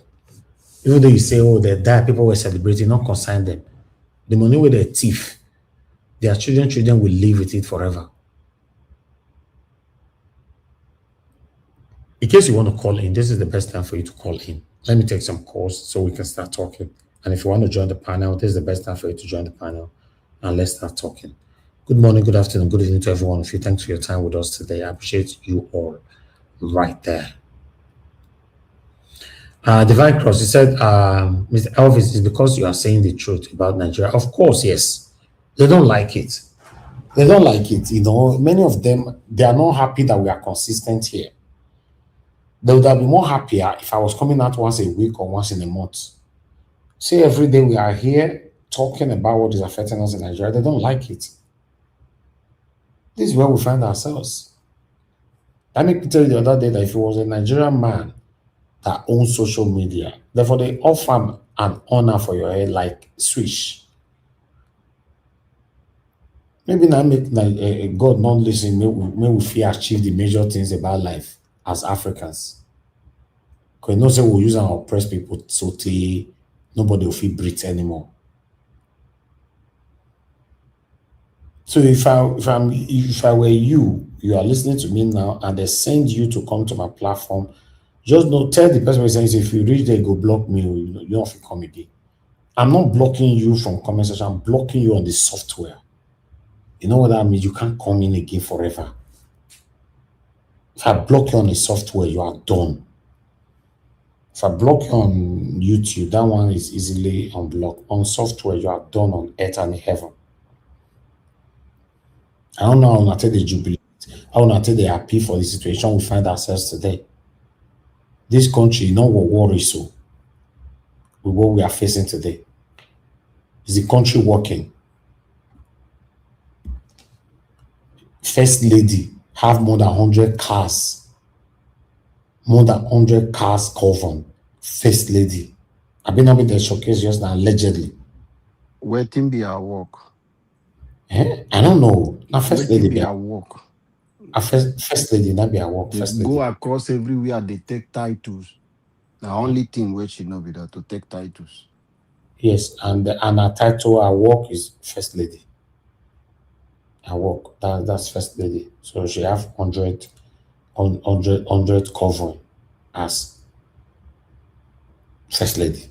Mr. Elvis, help me ask her. Because she said they don't come for Nigeria money, they are too rich. Ask her the money where they take for the car and the convoy, all those things. Whether na personal money or not be Nigeria money, whether they spend. We're in trouble.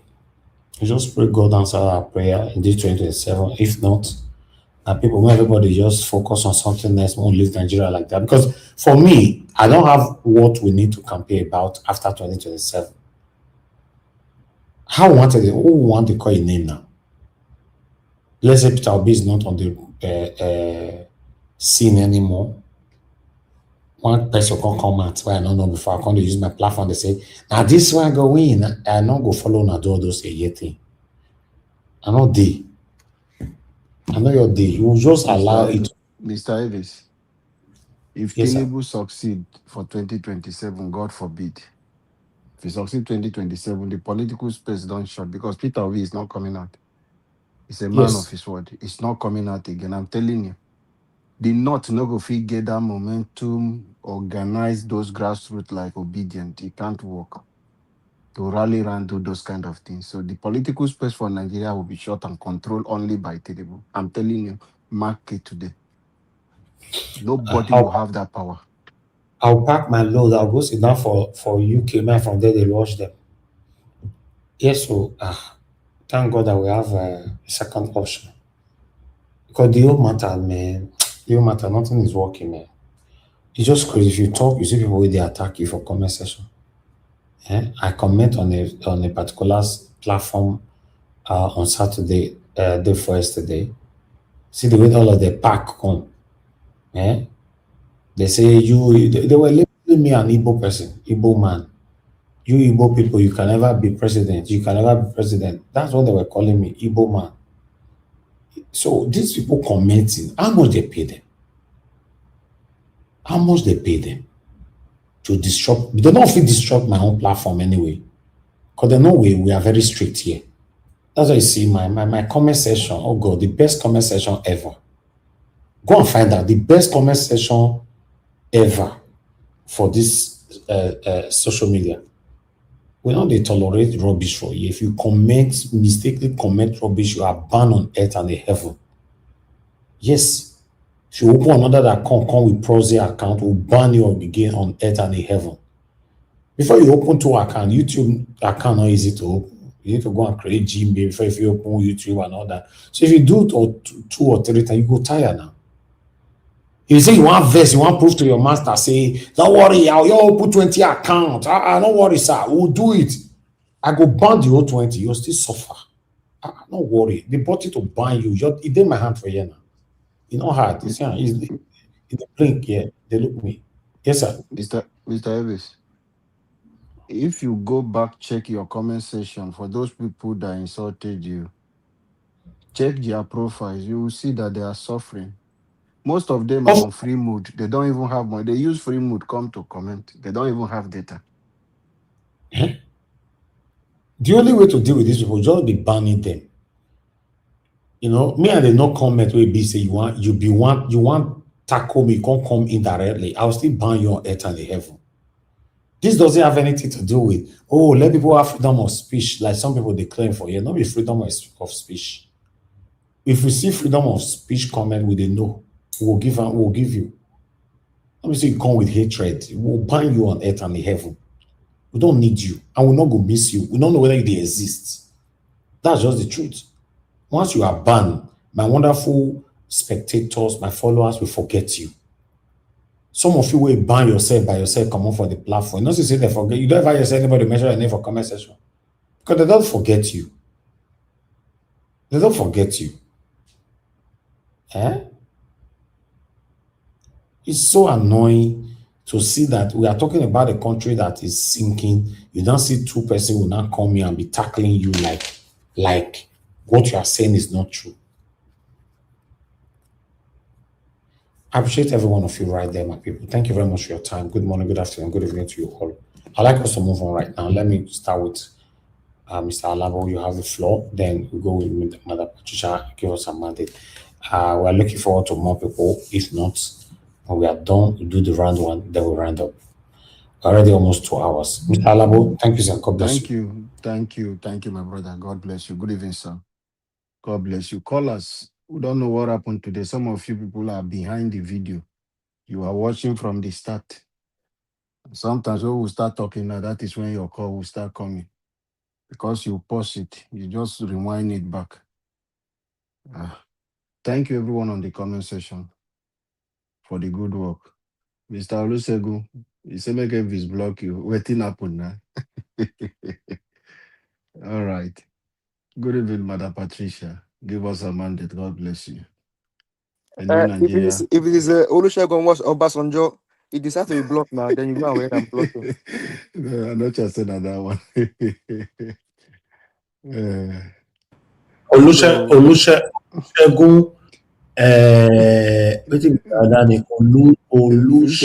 This will make you block him. I block you, my brother. Now you don't commit offense. Now I know you're the kind of like that. You don't commit offense. You try him now. You try him first now. Try him. Don't they joke now? Not playing the joke with Elvis. Make him even try and say. Make you try him. Try him first. You don't commit any offense. Maybe it's just the put my leg. If you commit offense, we'll wear first. You say, Mr. Elvis, no, Okay, what you are saying, now you want we are right. Come on, my friend, go chop your black soup. Mr. Labo, go what I'm ahead. saying. They Hold never on. send them the black soup. Let's correct this, please. If you comment and you said, Mr. Elvis, no, you are not right on what you commented, that one don't warrant blocking. It means that you are not convinced with my statement. Then let me know. We know the kind comment where you supposed to be block on earth and heaven. We not be baby for this media. Apart from, I'm not a regular YouTuber. Say I just jump inside YouTube. They say open YouTube. Everybody there YouTube. I studied film and media. I have a degree, BA honors on this. So I'm not a person I all look say, oh, this person is because he did not agree with my statement, I'll block. I will not do that. We know what you will comment where they will block you on earth and heaven. Thank you, Mr. Alabo. Thank you, sir. Thank you, Mr. Elvis. Good evening, sir. Once again, an happy new month. Our big mommy diaspora. Thank you and God bless you for what you do, man. Habo Azi, everyone on the comment section. God bless every one of you. Our labor will not be in vain. The Nigeria one, the labor of our heroes past, the criminals in power, they are destroying it. But our effort today will never be in vain. Let's keep doing what we are doing. Continue to like and share. Let our voice go far. And the message is sinking into millions of Nigerians. If you don't know, you might not know change. It takes time and it takes energy for you to continue to sensitize people. So we should encourage Mr. Elvis and the panelists, even you on the comment section, and a lot of people putting in this sacrifice every day. It's not an easy something if you don't understand what it takes. Some of us, we are too busy behind the keyboard, but we still find our time with children and everything, family, this, we will still come to speak to see how we can fix our country. It's a sacrifice every one of us is making. God bless your prayers and your kind wishes. Financial support is much appreciated. That is the only way you can encourage someone for what they do when you know this is the right thing. Some of you go in the wrong places and put millions, put thousands of dollars. Some places you are not supposed. We don't have any reason to question you on how you spend, but sometimes we're encouraged to put it in the right place, even if it is little. And we'll have a wonderful person here, Mr. Elvis. No matter what you put in here, he always show you appreciation. He holds you guys to the highest things. So don't think because you put $1 or even 50 cents, or let's say you put a 2p, my brother, everyone will clap for you and they will ring bell for you. So even if you don't have the money, at least the like button is helping the video to be recommended to more people. If you like, that is how it works for us who understand social media. When I like this video, someone who is my friend, they will recommend it to that person because I view this video. That is how it works. So you'll be doing a great job when you are doing that kind of thing. The video, the message will be going around across, sinking into Nigerians' minds. And before you know, we are waking a lot of dead people. The gullible ones we call gullible people will continue to decrease them, reduce them until we get majority that can stand and say enough is enough. That is the essence of us coming out every day, having this conversation.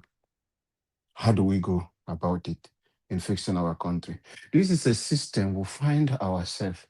Imagine somebody who do not have any constitutional right. They don't own any office.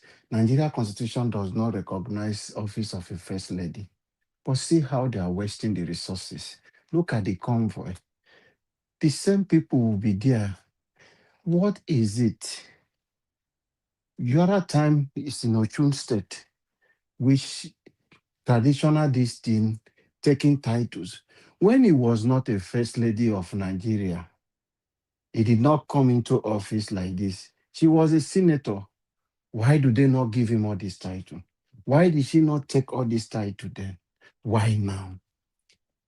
Why now? And what is to show when you have some wonderful ladies, women in the Shekiri land that have made tremendous sacrifices, but because of hypocrisy and people of double face who just want to impress people, the Olu of Worry, you know there are women who do not have money, but they have made impact in your kingdom. But because Remi Tinubu has money, she's the first lady, you're giving her honor. For what impact has she made in the Shekiri land? Are you going to do? So all these ones, is one this man in my state, this year man who was talking to the yes Wike who say, oh, fake, fake, oh, fake. Olu of Ori, oh, fake, this one is fake. It's fake. It's really sad. We continue to honor people that are not relevant. It's the same thing. You go to church, you see people. I'm an Anglican. You see people who are not qualified to be knights because they are politicians, they have money. Then you see a man who have been sweeping the church. He doesn't have money. He's been there. He's been doing a khakis work. He has been doing as somebody, yard man, cleaning grass without money, doing stuff like that. They are worthy to be awarded that knighthood. But they will give it to people who have money, politicians. But the thing specify the kind of people who will be qualified to have that kind of honors. But you don't find them. The same thing with this GCON, this federal government are giving to people. People who are making sacrifice in the land of Nigerians are not privileged to have those things. They will not even see them. People who are doing something, making impact, they will not give them those honors. They will not call them, recognize them. But you will see somebody who do not do anything, who will steal money. They are the people that are taking honors. Criminals. It's so sad. This is a sad reality. Nigerians, we must come together. We must unite this time. It's a battle between few people in APC, the Tinubu government, and you, the Nigerian people. They have brainwashed you. This man have told you something. I don't know how we can let you understand this more, put it in a language that will be easier for you to process. Let me use it this way. This man will come into office, he tell you, say, he won't make you day poor. That is making reduce the purchasing power. So make I put him for broken. Say he go remove the power, the ability where you go get to go market, buy something. Say he go take them away from you. Now what can Tinubu do? Then he come in the first day he come for office. Tinubu said, subsidy where he be tell you for 2012, for 2012, say is for the poor people. Make Goodluck Jonathan no remove. Tinubu came into office 2012 to 2025. How many years is that? That is about 10 years plus. This man, it's about 12 years if I'm not mistaken. This man come, remove that subsidy from the first day. The same him now he use him mouth talk say, this is for the poor people, that UK they subsidize, America they subsidize. The man come, say because you, the suffering Nigerians, the common man on the street, he don't already tell you, say, when you want come office, he go reduce that ability for you to feel go buy something from market, feel even see money to pay rent. Now he can't remove that same thing when he tell you say for poor people. Where Goodluck Jonathan for remove them, do better, even though all of them are the same thing. But it was a better time to do the thing then because there was so much money circulating in the economy. Our GDP was very good then. So, this man come from the first day he enter office, he take him, come out from you. And the money where you come out today, every day you go here say 20 trillion don't loss. You go here say 2 billion don't loss. You go, yeah, say this thing they are not telling you, we never hear billions. If it's trillions where they lost. This money alone will build us national hospital that people from abroad will come to even do some medical attention. They will come to seek for medical this thing in Nigeria. This money that I'm mentioning for you is enough for them to build the world-class hospitals. But this individual, they take this money, they are taking it away. You don't see it. You are more poorer today. Now, the same people, now they tell you, say, they don't have anything to show you. This is what they have done to better your life. They have made you poorer. But they are telling you that they want to come back and rule you in 2027. Nigerians, you are the one I'm speaking to today. Think about this thing now. How do you think? How you say this kind of thing, they good? Waiting be the thing where this Tinubu go tell you, say, see waiting in do for you. I want make you ask yourself question. Waiting you don't benefit under this regime. Starting from Buhari, where he stay, he go start from where Buhari stop.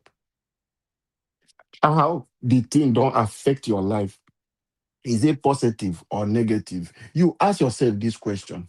What am I really benefiting? Or is it the false hope where then they give on us say, don't worry, we will put your name for money where you no go work for, they will be paying you salary. Don't worry, we will make you House of Rep member. Don't worry, we'll go make you, because that is one thing that turns those people you think they are intellectuals, they are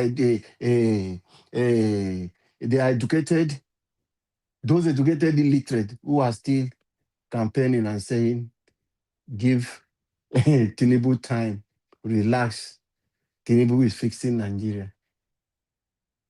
Even for that statement alone is fixing, which is a continuous tense.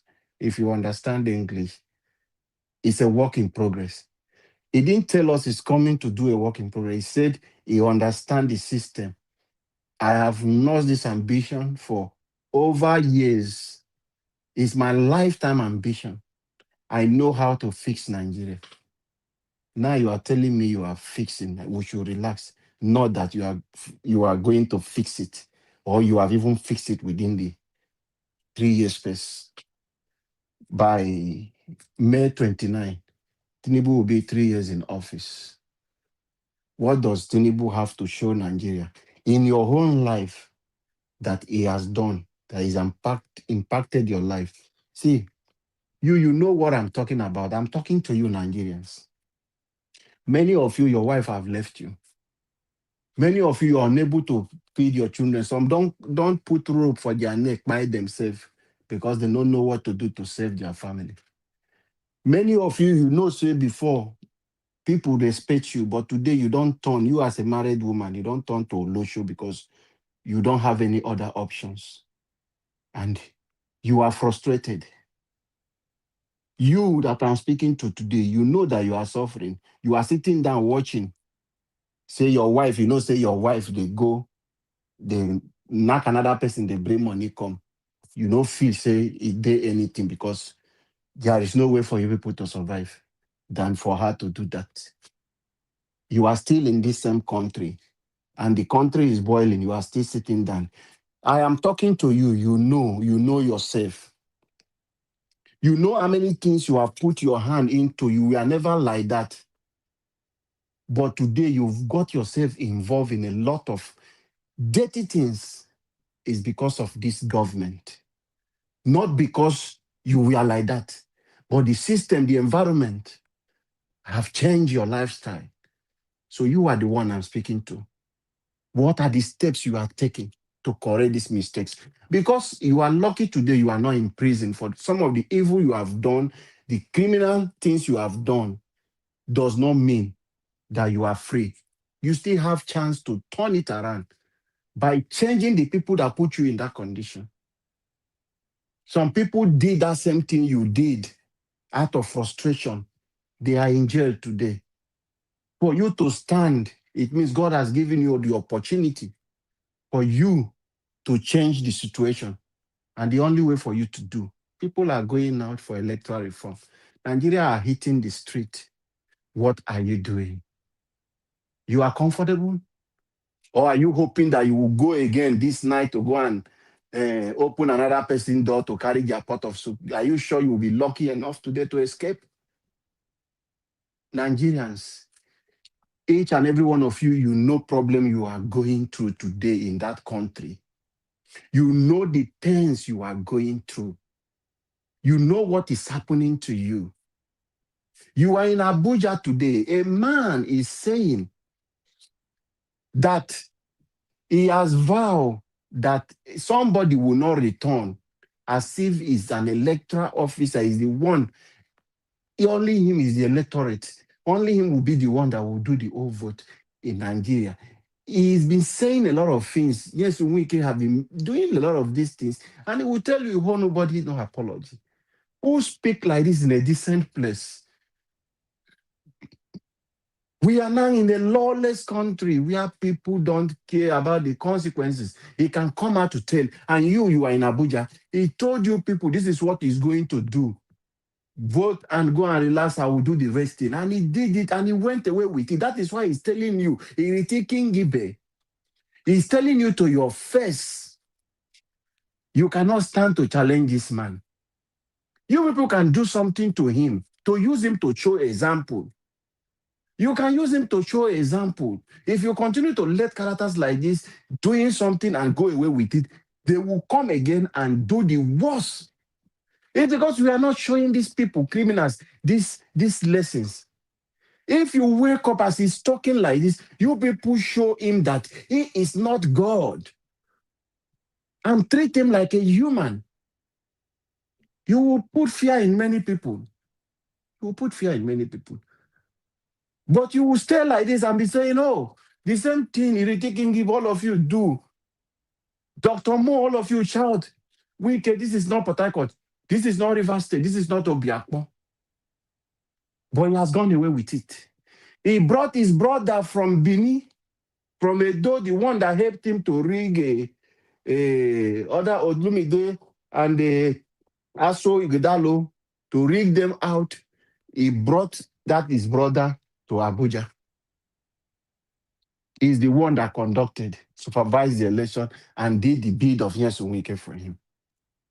And today, he can sit down and begin to speak in unspeakable manners and saying he owe nobody no apology. Nigerians, wake up. Abuja, wake up. Show these people that they are not God. But when you continue to fold your arms, 2027, he will do worse than what he did during the local government election. Because you have shown him that you can't do anything. And you've left him going away with it. So you've given him a crown. If before he has a 2 horn, now you've given him 7 to 20 horns on his head. So he wants to do more. Abuja, you people should ask and investigate how much is Nyesom Wike budgeting for this media chat. For you to bring in how many television houses to come and sit down and discuss with you. Do you know how much it is? For how many hours? For an hour for you to host one. It's millions of nairas of Nigerians. Who is paying for it?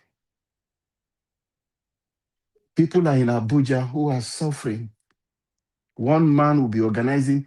I want anybody to tell me what sense they talk about electoral reform. Thank you, Nigeria Watch. You play to that extent when you see him talking that rubbish. I was just saying, Nigeria Watch, call this thing. And immediately, I didn't even know. It just leave my stream on you. You just cut it and play another video. Because he was talking rubbish.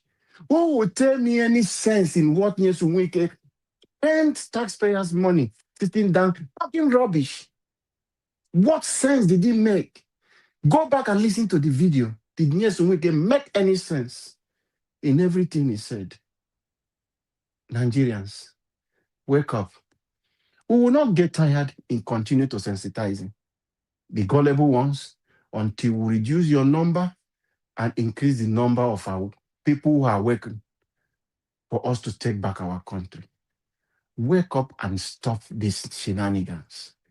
We cannot keep quiet and allow these criminals going away with impunity. If you continue to keep quiet, you are giving birth to more of them. Because if one do something and goes away with it, look at it for your own children. When they do something, they go, rebuke Paul. Another one will come again, they will become a culture. Things will begin to go wrong in the house. This is what is happening. That is why these characters are behaving like this. Wake up. Iran, they are taking back. All right. They are getting their freedom. Nigerians, Thank our you. freedom Thank you. is here. Thank you, Mr. Elvis. Thank you, Mr. Alabo. Thank you very much for that submission. Mother Patricia, please talk to us, man. It's good to have you on the show. Good evening to you. Good evening, Mr. Harris. Thank you, ma. If Mr. Give us a Monday can talk, Give that us would a be Monday. great. Okay. Thank Can you. Give you? us a Monday. Thank you very much. Hopefully you can hear me. Okay. Yes, thank you. Okay, yes, I can hear you. I have the floor. Uh, Thank you. Thank you very much for all that you do, Mr. Thank you, my Helvis. brother. We do appreciate you for all of the good work and the service that you render to your fatherland. Thank you very much for all that you do for your motherland. We appreciate you. All protocols observed, Mommy Diaspora, I appreciate you. Thank you so much. Nigerians all over the world, greetings. Comment section, Mr. Boise, Johnson Emmanuel, Eva Line, Mommy herself, and others. Thank you so very much for always coming here to do this. Mr. Elvis, you are the media house that have not allowed Nigerian politicians to be able to hide all of their impunity. I think you were saying something earlier. They should go and check and see how many people are doing this. That their intention is for you to be coming out maybe once a month. But constantly coming out, you are not allowing Nigerian politicians to hide their impunity. Although the news may not be cast in this media house, like you always said, these are third-party information that we bring here and then play or whatever is making social media, that is on the social media, news as it unfolds in Nigeria. But because Nigerians actually, there's no power, there is no ability to have a lot of internet bandwidth, they are only limited to a handful of information. But coming here every day, so you have now replaced the big media houses doing all that you do. Thank you so very much.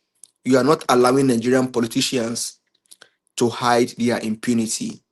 And I think for that alone, we should be celebrated. Not only in Nigeria, but I think all over the globe where Nigerians actually live. Now, Mr. Labo, you appreciate your submission. Very thoughtful. Only if Nigerians, what you just did is to actually arouse the pain, the anger, and the frustrations of Nigerians. But the simple question is, as you were talking, what comes to my mind is I begin to like maybe just do a kind of retrospection or maybe a kind of rewind or maybe just look deep. Are Nigerians truly suffering? Are Nigerians truly suffering? Thank you, moderator. Because I believe that Iran, they killed over 1,000 people. They killed over 1,000 people before America could bring down 40 people. In Iran, what we're seeing today, they killed over 1,000 people. Thousands of people were killed just because they want a sane country. But what do you see in Nigeria? People are convenient and comfortable with their oppressors. As a matter of fact, they celebrate their oppressors now. That's what Nigerians are doing. They celebrate their oppressors. Nigerians are now in bed with their oppressors. Because what these guys are doing, they are not up to what you do in some other countries. Things would have been turned upside down. But Nigerians are allowing this to happen. You also said if they allow one person to get away with their impunity, another person will rise up. Have you seen Umayi? Hello? Have you heard about Umayi? That's a city minister. Hello? Because Wike, Yaya Bello, Akpabio, Oshiomole, robbing the leg of a foreigner in a jet. And you know what happened to that? That just went away, naturally just died. The senatorial district that Oshiomole represents in Edo State, do they even call Oshiomole to order? No, it just died naturally. And don't be surprised if Oshiomole show up in his constituency tomorrow. You know what they will call him? Oshobaba. That thing just died naturally. That a Nigerian senator sat in a jet, rubbing the leg of a foreigner, and the lady put on her handle that you may believe you're a senator for what you care, but this is a reality. She posted it on her social media.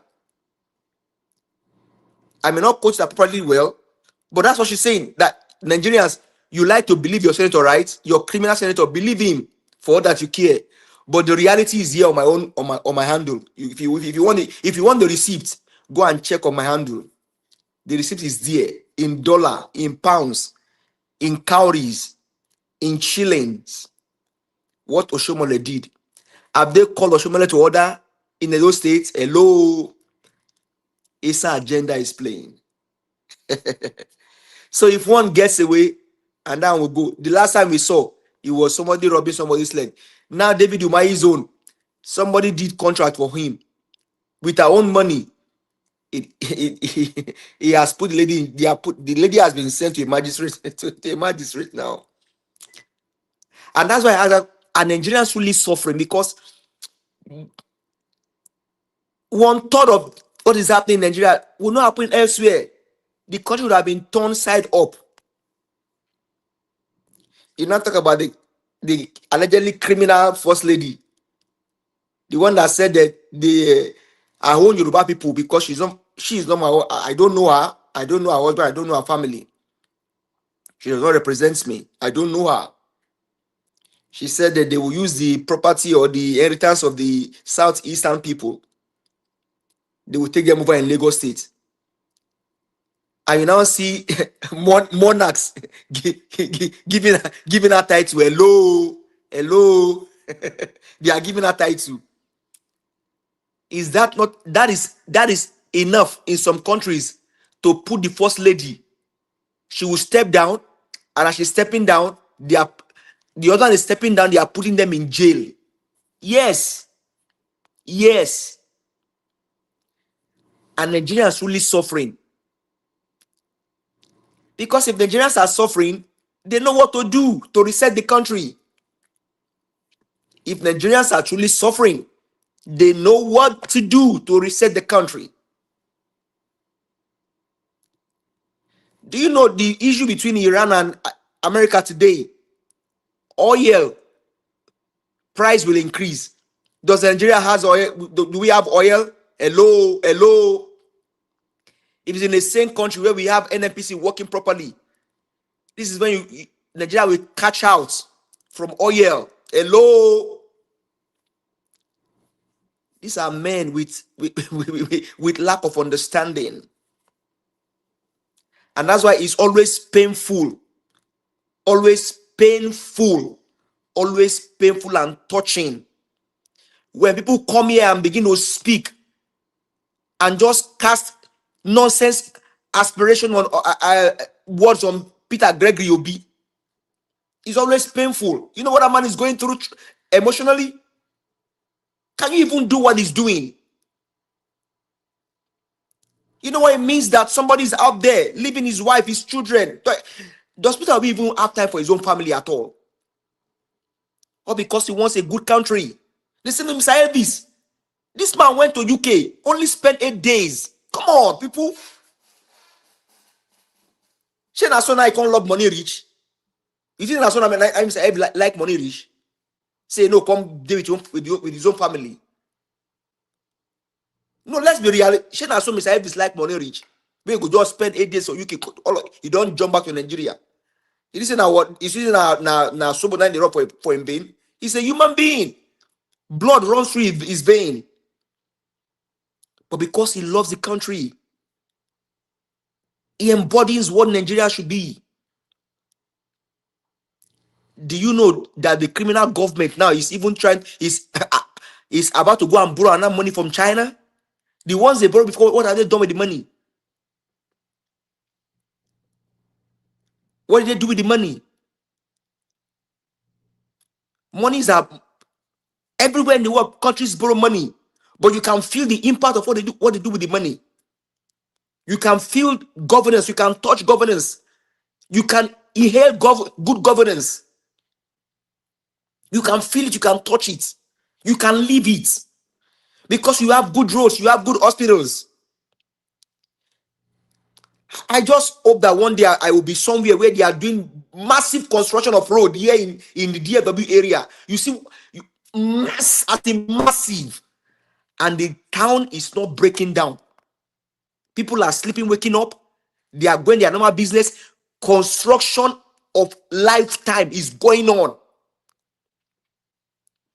No governor is stealing. No senator can steal. Everybody do their own function and leave. But this one, they borrow money. The money they borrow must go to the presidency. He must know how much they borrow. He must know how much will be his own cost out of the money that was borrowed. Our elder brother, Barrister Michael Zakome, said, when Buhari, you have only few days to leave. You are still borrowing money. What are you borrowing the money for? What will you do? Are you taking the money to your house or to your grave? Or Zakome cried out. In the last days of Buhari, he still went ahead and borrowed money. Do you feel the impact of the money? Are Nigerians truly suffering? Are Nigerians truly pained? Are Nigerians truly, are they being stoned to the wall? Or we are just, because I now begin to wonder, are we just always coming here? Are we the one that are feeling the pain for them, or they are truly feeling it? Because what can you say? Somebody is trying to do his own bit. You are coming here to come and inflate the channel. On what ground? What would that do you? How does that change your life? Instead of you to look for your oppressors and attack them, you are attacking Mr. Elvis. On what ground? Are Nigerians really suffering? Do they even know what it means to have good governance? Do they even know what it means to drive on good road for over 30 kilometers, over maybe 100 kilometers without any pothole? And these are in the suburbs. I was somewhere 2 weeks ago here in Texas. In the suburb, you are driving over 100 kilometers without any pothole. You can feel good governance. You can feel it. Some days ago, there was snow in Canada. You ask Madam Mita now, people are still going their normal business. They are still doing their work. Where there's no natural disaster, because we don't have snow in Nigeria, we don't have tornado, we don't have hurricane, but we have Wike king, we have Tunumbudo, and we have the likes of all of this human disaster that has happened to Nigeria. This natural human being disaster that has happened to Nigeria, and Nigerians just go like as if everything is normal. Arise and take your country. It belongs to you. Enough. People are fighting for their own deliverance. When will Nigerians arise and fight? The one that we are now looking up to, we still want to stone him to death. Man, Mr. Peter, I don't know how you do it, but that energy that you carry and that grace will continue to work for you and your family. Mr. Elvis, I don't know how you sometimes compose yourself, but the energy and the grace will multiply. Mommy, that's what I thank you very much. And everyone coming here to lend your voice. We are not perfect human beings. We are not saying we are saints, but we're only doing our own part. Nigerians, let us all unite and do our part, because these evil guys, they have united in their own fronts to destroy the country. So let's also unite to save the country. Thank you very much. All right. Thank you, my brother. I appreciate you. Thank you very much for the encouragement statement that you started with. It's a collective effort here. We all are putting it together to see how Nigeria can be better in our time. Nobody did do a pass anybody. God bless you. Thank you. Mother Patricia, please talk to us. After Mother Patricia, we go to Mother Rita. Mother Patricia, once again, good evening to you, ma. Thank you, ma. Thank you again, Mr. Elvis. Thank Good you, ma. evening, Mommy Daddy. Yeah, Mr. Labo, good evening. Lapata, good evening. Mother Rita, welcome. It's a long time. Great to see you. And of course, all our um, guru, comment section gurus. Now, good evening, now, good morning, and good afternoon. Mr. Wadabo Azi, thank you for all you do. Thanks to everyone that has already super chatted Mr. Elvis. God bless you people. Please like and share and hit on the dollar sign. Yes, it's important. God bless you as you do. Yeah, I came in when I think it was what's it called? This the guy that was analyzing the Akpabio's story. That's when I came in. I came in halfway, so I didn't really follow everything. But the Tinubu one, yes, Tinubu's Sheyi's song, I heard that one. Is it not? Is it surprising that Sheyi is also hard in heart like the father? Is it surprising? Because I don't know what that guy was expecting. Because he said, he would have expected Sheyi to talk to his father so that the father can elevate the poverty in the land. Now snake they born snake. You know, we have to understand that you cannot you cannot be a wicked person and give birth to a person with a heart, a good heart. It's not possible because you are the role model that they know, the parents. So for that person to say that they didn't know, I'm surprised. I'm surprised that he expected much from a son of a wicked person or a son of an oppressor. What do you think the child will learn? Who teaches the child? It's not the parents. They see how the parents are going about. Children learn now by watching what we do. So if you are a wicked parent, your children too will be wicked. It's almost 99% sure that your children also will take after you because they cannot. Who are they going to copy from? Somebody that they don't live with. It's not possible now. So they are all enjoying it. I said something here last time that all these, even not even all these ones, not even these leaders, anybody that has come to a level in Nigeria, eh, a level that he believes that he's now above some people. If you look at it, their attitude towards others are very, very almost the same. Wickedness spelled out in all ramification. And their children too is the same. Because they see how the parents treat other people. So they too, that's where they copy. They copy their parents. So it's obvious that unless we get the right people with a good heart into politics and into leadership, Nigeria is not going anywhere, as far as I know. It's not going anywhere. So Sheyi Tinubu is not doing He's not doing what he is not. Okay, he's portraying himself as who he is. He has not been speaking. He will not speak now. All of them, they enjoy her. They all are enjoying what is going on. You know, it's only when now that video drag his leg out. That's when now he has to come and defend. That's what it is. Nothing else. So anybody expecting the children of these oppressors to be nice children, to be nice towards you, you're wasting your time. Wasting your time. Yes, because it's never going to happen. It's either because they are oppressing you, you are quiet. That's the only reason why.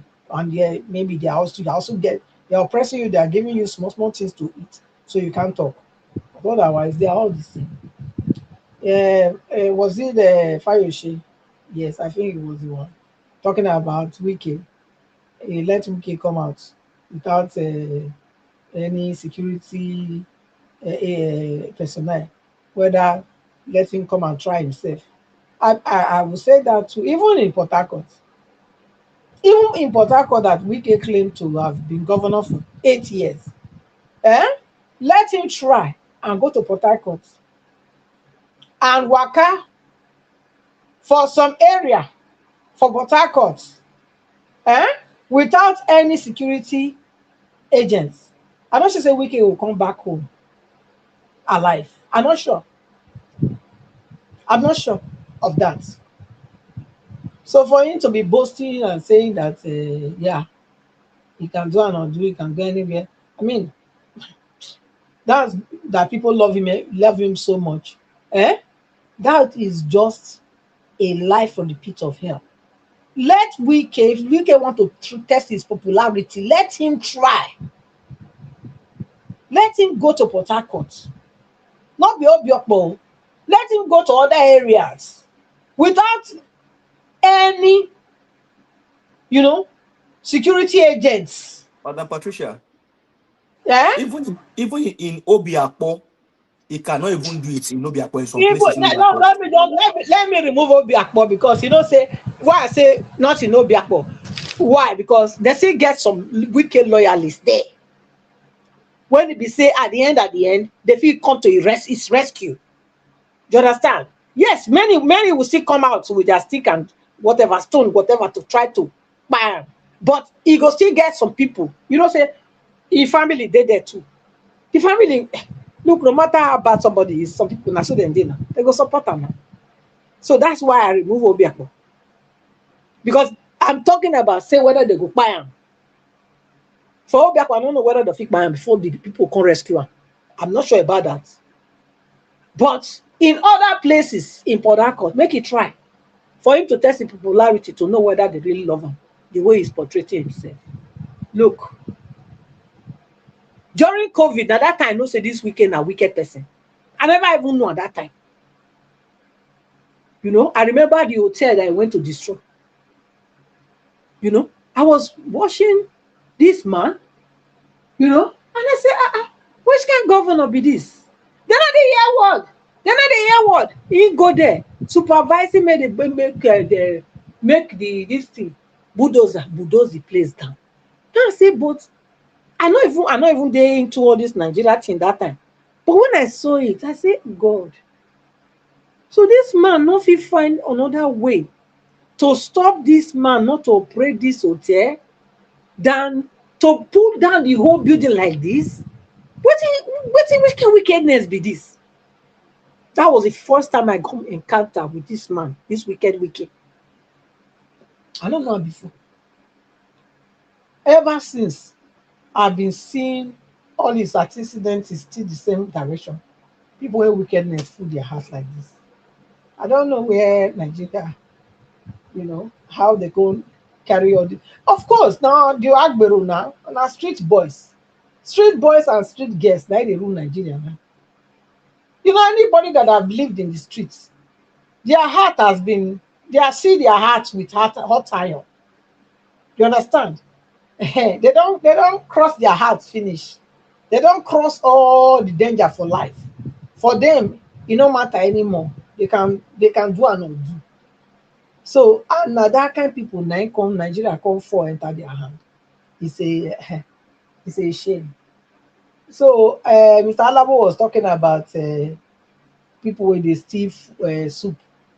I noticed say people wey dey steal soup wey dey address Mr. Alabo for here. I no sure say dem even get money to take buy data. Talk like say dem wan come dey lis ten to to our submission. Do you understand me? I'm not sure. People go dey carry pot of soup. I'm not sure say those ones even get money to buy data. Talk about say dem come lis ten to news wey dem wan come take back their country. I'm not sure. So make we dey address those that we know they are hearing us. Those ones they no dey hear us. They no even get money sef to say they want to buy data. So say they wan come dey lis ten to wetin me and you dey talk or wetin another news dey talk. As we dey talk so now, some of them na here dey dey hear say America don go bomb Iran. Na only here dey take hear. Dem say like they take hear. They no get those kind of money to go dey do that. So that those ones that they plenty pass. Say. That's why I was saying that it's only grassroots, sensitization, that will actually help Nigerians to come out of this quagmire that Nigerians find themselves. If we are going to sit only on platforms and talk on the news, Arise TV like that, how many people they watch Arise TV? If you will be surprised if you go and check, you will find out that Arise TV is mostly foreigners, people that are not in Nigeria, Nigerians that are outside that have the highest view, that are the highest participants in Arise TV. Not Nigerians. The Nigerians that are watching, they are the ones that either in government or the ones that are in high places. Otherwise, now me and you for abroad that they watch Arise TV pass. Now we they give them all those high view where they get. So that's how it just be. Now grassroots mobilization and sensitization, bringing the information down to them where they are. Now it will save Nigeria. Otherwise, nothing. I can't see any light in at the end of the tunnel. And another thing when I want to add is I got to find Patricia, out. that hotel where you saying breakdown, you don't ask who get the land now, that place. I don't ask though. Now in personal property now, no be real estate property. Okay. You see, so I said at that time, that time when they follow Nigeria news or whatever, But during that COVID-19, say that time everybody dey house, so they show all kind of from different. You go flip now, they flip, they do. Now that see this man now, say this guy now very wicked person, So you not gonna see another way to deter that man from not open the hotel, than just going there with the bulldozer and pull the whole building down. I said this governor must be a very wicked governor. That was my first encounter with somebody called Wike. That was my first time I saw him. And no. So but that's what they are doing now in Lagos now. Is that not the same thing they are doing in Lagos? They are demolishing people's houses and taking the land. That's what they are doing now. And then Mr. Elvis talked about them saving money for their generation. Mr. Elvis, I want to disagree with you that about that. Yeah, they can save money for their generation, but where are the pharaohs today? Have you ever heard anybody that say I'm a grandson of Pharaoh? The Pharaoh one time did he not have a lot? It was like God. What about Harold? The same thing. What about Napoleon? The same thing. So all those ones they don't go. That's what them too. All this one too. They go still come. They go still go. Their children too. Nobody go remember them. So all be forever. You understand that? Because you use this, so we say that they don't stock up money when go last their children forever and ever. It's not possible. It will not last them forever. In fact, if Tinubu buy now, under 20 years, you no go hear any of them name again. Under 20 years, how many we not see them for Nigeria before? The people who dey hear the time when I dey a little girl, those names when I dey hear that time, not be with the hear anymore. So, you know, people come, people go. There is a time you appear in the scene, and then there is an exit time also. So it not be forever. Leave them make they do their wickedness. But all I know is that everybody one day will go back to his maker, and everybody go answer to what you have come, what you did here on the air, whether good or bad. You will answer to it. The blood, the red oil people that cry because of you, you will stand before him and give your own version of what it is. But don't forget that you cannot lie, because your whole life will play back to you like a film on a big screen. Everybody go see am. So you know if you say, oh no, you know that one not be like that. So make we leave am. Let them make them continue. The wicked ones continue to do your wicked. Continue. Nobody will beg you to change. Just continue that way, because one thing is certain: you are a man, you are not God. And because you are a man, you are not God, you go kpai as every man dey kpai. And when you kpai, all the things wey you think say you dey pack stock for your children, so all will be wasted. And then you will go finally to go and answer to your maker. Tell am wetin you come do here, the good way you do and the wickedness wey you do. Okay, so I'll leave it at that for now. I think Madam Rita is the next person. Thank you again, Mr. Elvis. I appreciate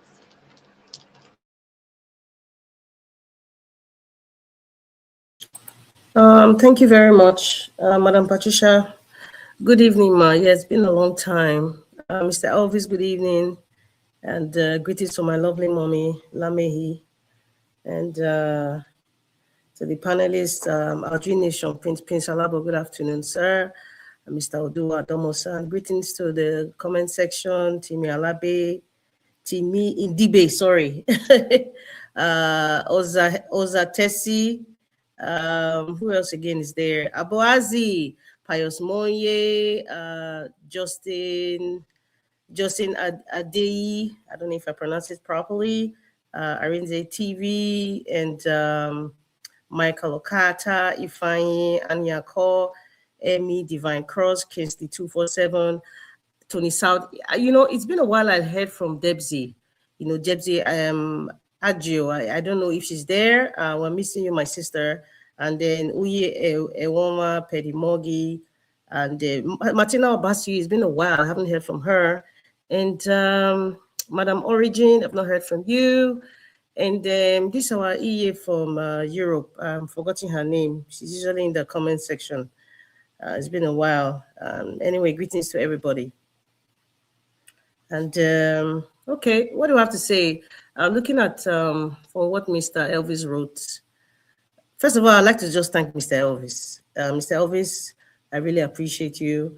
I thank you so much. I don't know how you do it. You come here every day and you are a blessing. Yes, you are a blessing to us all. Well, at least for me, I would let me speak for myself. I think you are a blessing. I know you are a blessing, not just to us listening, I mean, to our generation.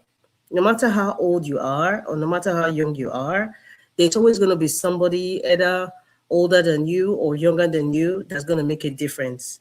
And everybody has a role to play. And Mr. Elvis, you're playing your own role with the best of your ability. And I think you have greater roles to play, you know, to inspire the society, just like every other person here. You know, some people come to speak to listen to Madam Patricia. Some people come to speak to, you know, give us our mandate, or Mr. Odua, or our Dream Nation. There's a lot of people. There's a plethora of people that come here, or even Mr. Jonathan as well. You know, people come to listen to them, you know, and, you know, if you think that you just come here, okay, let me just talk for the sake of, no, there are people who want to listen to you. There are people who believe in you. And there are people who are now, who kind of can predict where you stand based on the fact that based on how you come here and you talk on a daily basis. So I just want to appreciate everyone. They say, I appreciate everybody here. Those of you who are in the comments section as well, Olusegun, Aleo, Scholastica, you guys are just amazing. You guys are amazing. Thank you so much. And, sometimes it's not everybody that can come here every day to speak. But Mr. Elvis that comes here every day, sometimes I wonder, like, what manner of a man is this? All I can say is that you are blessed. And I think God is using you and Mr. Elvis as a vessel to make a change. Whatever that change is, I might not know it, but that change is doing something good so far. And I pray that the Lord will continue to strengthen you and give you the wisdom to make the right decisions on issues concerning Nigeria, especially. In Jesus' name. Mighty name of Yeshua, I mean. And yes, going by the topic of today, if Wike is making such a statement, is because it was allowed. It was allowed. If they are going to cheat or manipulate the numbers or kind of prevent people, from voting. I'm talking about the electorate, coming to vote either by curfew of one excuse or the other, or they bring in thuggery. These things happen because it's allowed. Yes, it's allowed. Who is allowing it? Nigerians are allowing it. And why Nigerians are allowing it is because they have become very docile. For whatever reason it is, they have become very, very docile. It's unfortunate that we are at this point. And for me, like, I'm still going to pose this question again. And every time I come to this station until, in fact, up to the February 20th, 21st, I pray God gives everybody, life to be able to witness next year's election. The question is, we all know for sure that they are going to cheat. They are going to manipulate the numbers. They have the judiciary in their palm. Not in their palm, in their pocket, as a matter of fact. They have the National Assembly in their pockets. They have the electoral system in their pocket. They have the beavers in their pocket. They have the IREV in their pocket.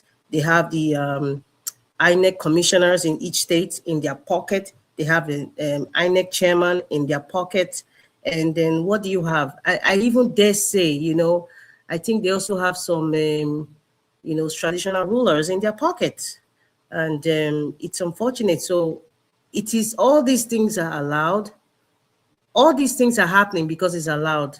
It's allowed by Nigerians, majority of Nigerians. I cannot say you and I, because I wouldn't allow it. And I know majority of people listening to me would not even allow it. But majority of the Nigerians are allowing it because they have, apart from being just docile, I believe that many of them are just, possibly even gaining from this abnormal system of government that we are practicing. So what are we going to do? And my question still goes back again. Like I've always said, they're going to cheat. The numbers are going to be manipulated. What are you going to do?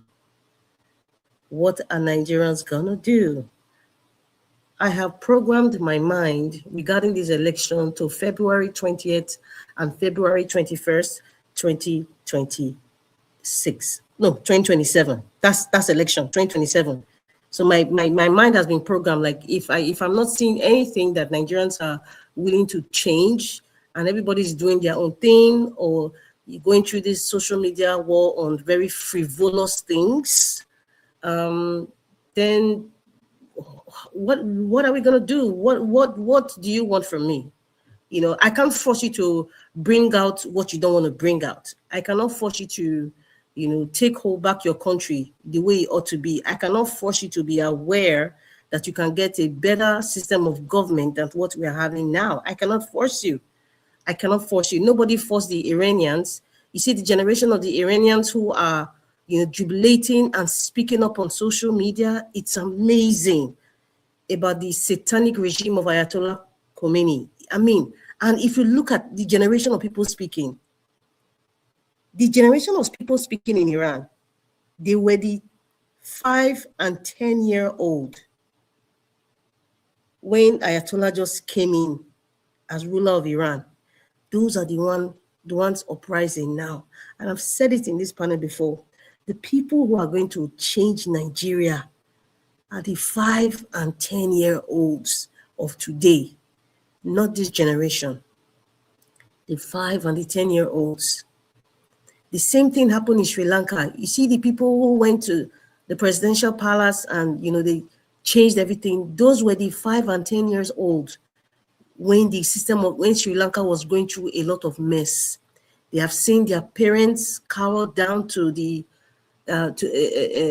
intimidating administration. They have seen their grandparents. Now they say, you know what? Enough is enough. Taking down their internet and Twitter was just the icing on the cake. It was the straw that broke the camel's back. What is happening in Iran right now? Iranians who are speaking on social media. There was even one that spoke, and after that he took his life. And this is such a vibrant young man. If you see the way this guy was speaking, he talked about the fact that everybody in the Middle East is not a Muslim. Everybody in the Middle East, they have their own culture. They have different tribes. But because this inception of this religious, political chasing that has enveloped the entire Middle East, their reputation in the West is not very good. So they realized it. And I think these things are coming out because of social media. Growing up, I'm sure most of you who grew up, you didn't know what was happening in Saudi Arabia. You didn't know what was happening in Egypt. You didn't even know what was happening in France or even the United States. It's whatever NTA brings out or the newspaper that your parents buy, you read it and everybody takes it. Nobody questions it.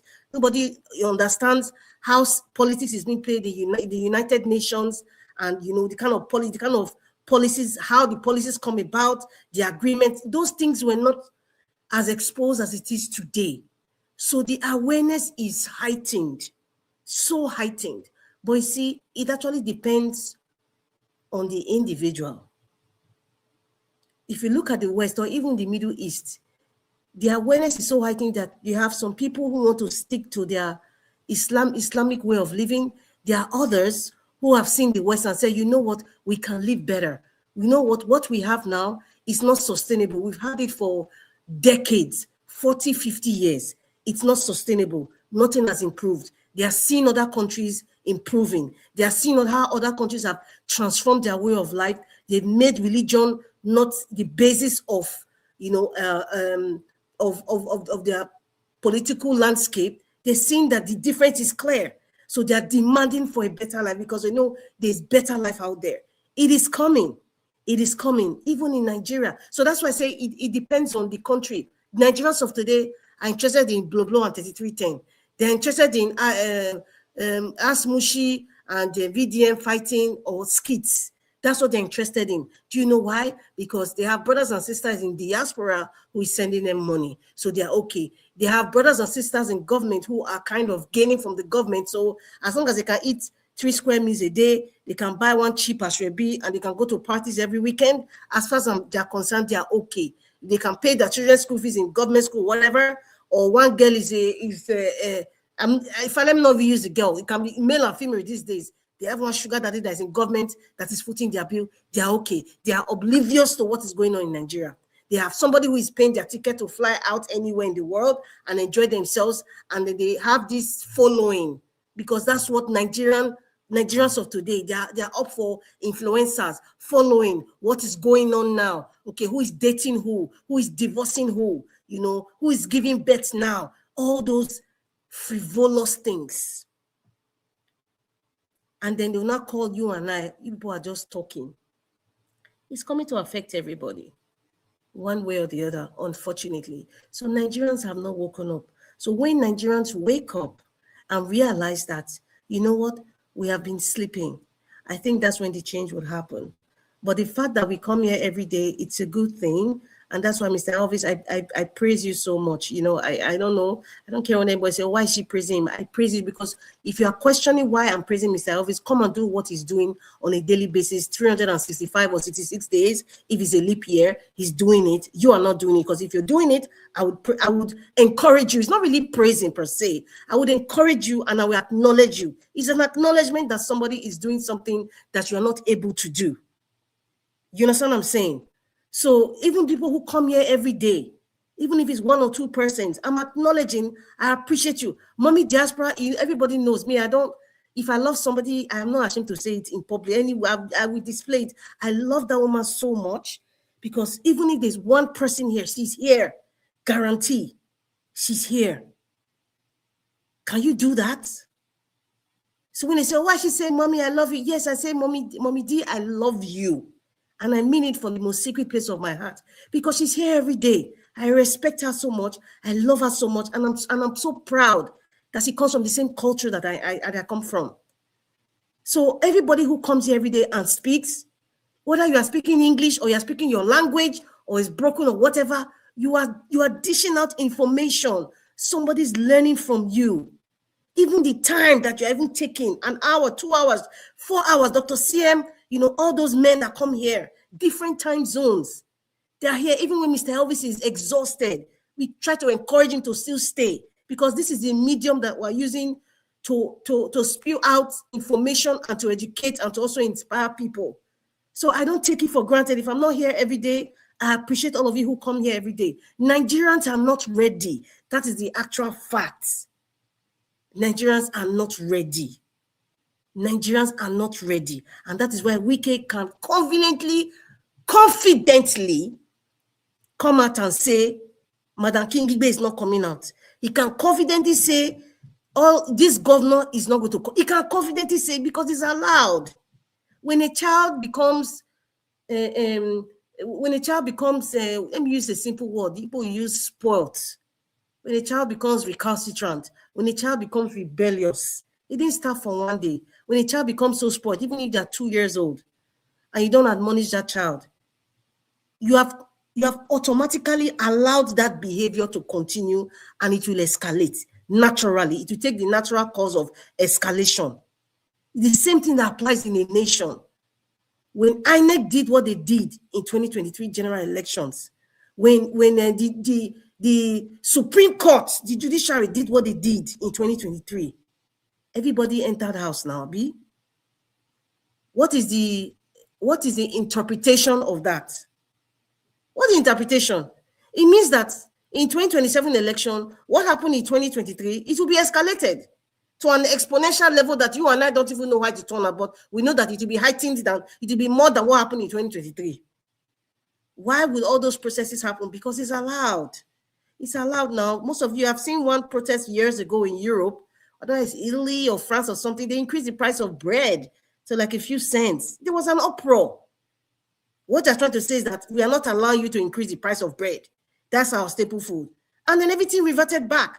They didn't allow it. If the people protested, or maybe 1 or 2 came out and shouted, everybody said, I beg at house, I beg, how much? It's not just 2 cents.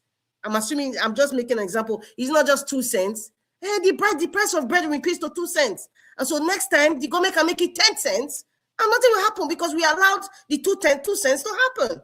So that also happens with the election. When people like Wike, or what's that man, Minister of Works, Umahi, even the Senate President can come and twist and turn comments and tell you that, and kind of exposed, because the truth always finds a way to come out, expose itself to say that, that the president is the one that, gave them the go-ahead about the electoral law, or is the one that actually signed it.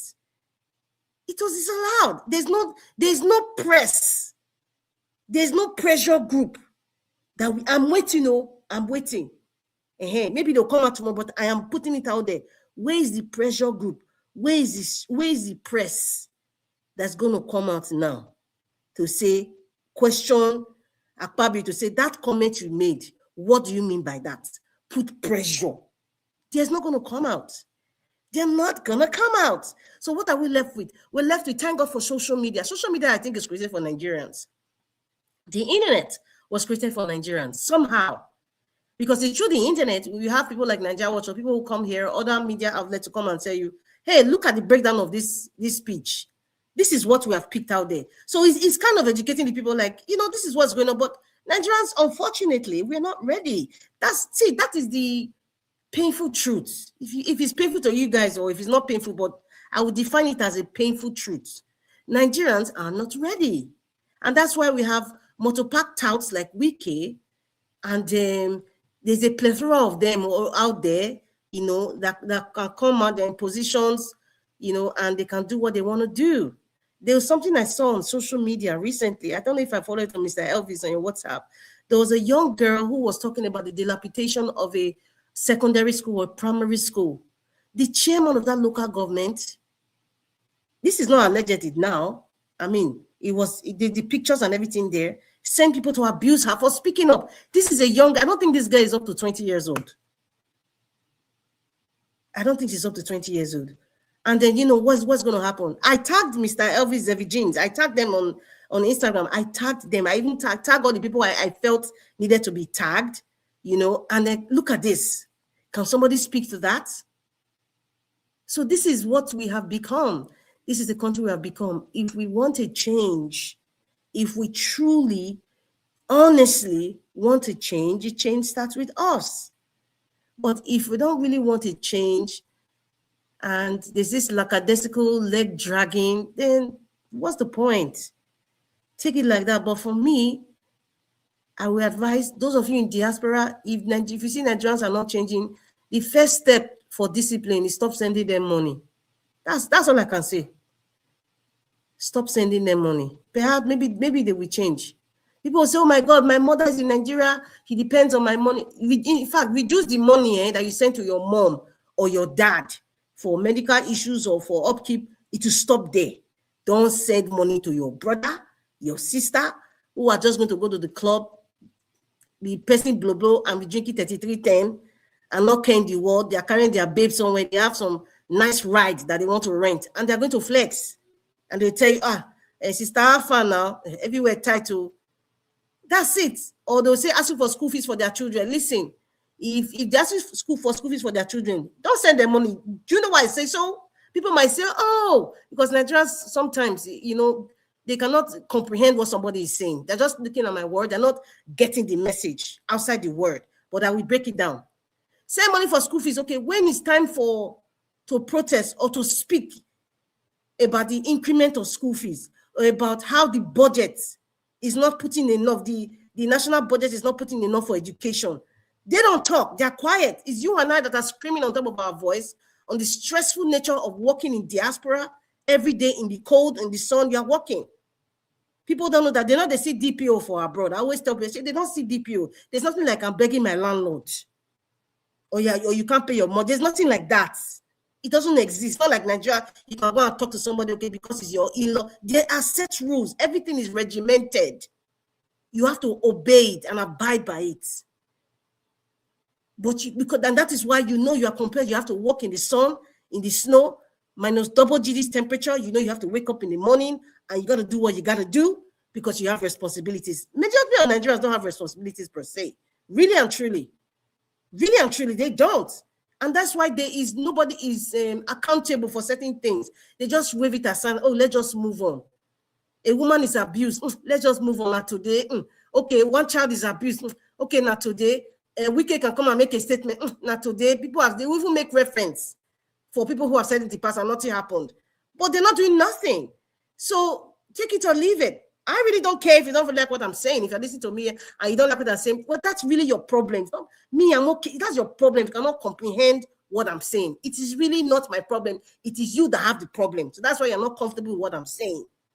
So that's what I have to say, Mr. Elvis. And then Mama P was saying something. She went through the internet. It's just alluding to the fact of what I'm even saying. She went through the internet and she's saying that let's just see what's going on. Nothing is going on the internet. Nigerians are not protesting. Like, she's even angry and frustrated.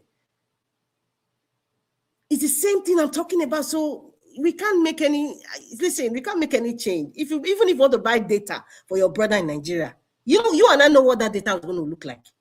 That data, they will not listen to what Mr. Nigeria Watch is presenting now.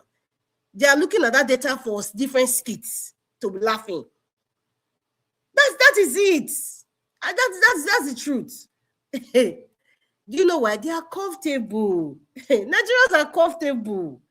They will call you and cry that they will even put sickness on their body and tell you that they are sick just because they just want money from you. You can even use their children and their parents for sickness because that is how lazy in thinking and lazy in acting they are. That's how bad it is. That's how bad it is. Until we in diaspora start cutting the umbilical cord of helping at every beck and call, they're not going to grow. They are not going to grow. They're waiting for Donald Trump to come and help them to rescue their country. They ain't going to grow. It's just going to be the same old story. The same old story. So they are looking up to a what is the name of this mystical figure now? Bimoseth. They are looking up to the Bimoseth and they are thinking that will be their savior. But that is the demon that is correcting, that is directing them. They are aligning, they are enjoying it. So what do you want me to do? I am asking, what are you going to do? Are Nigerians prepared? Is ADC prepared? Is Peter Obi prepared? Are the obedience prepared for 2027 February 20th elections? Are they prepared when they have changed the numbers?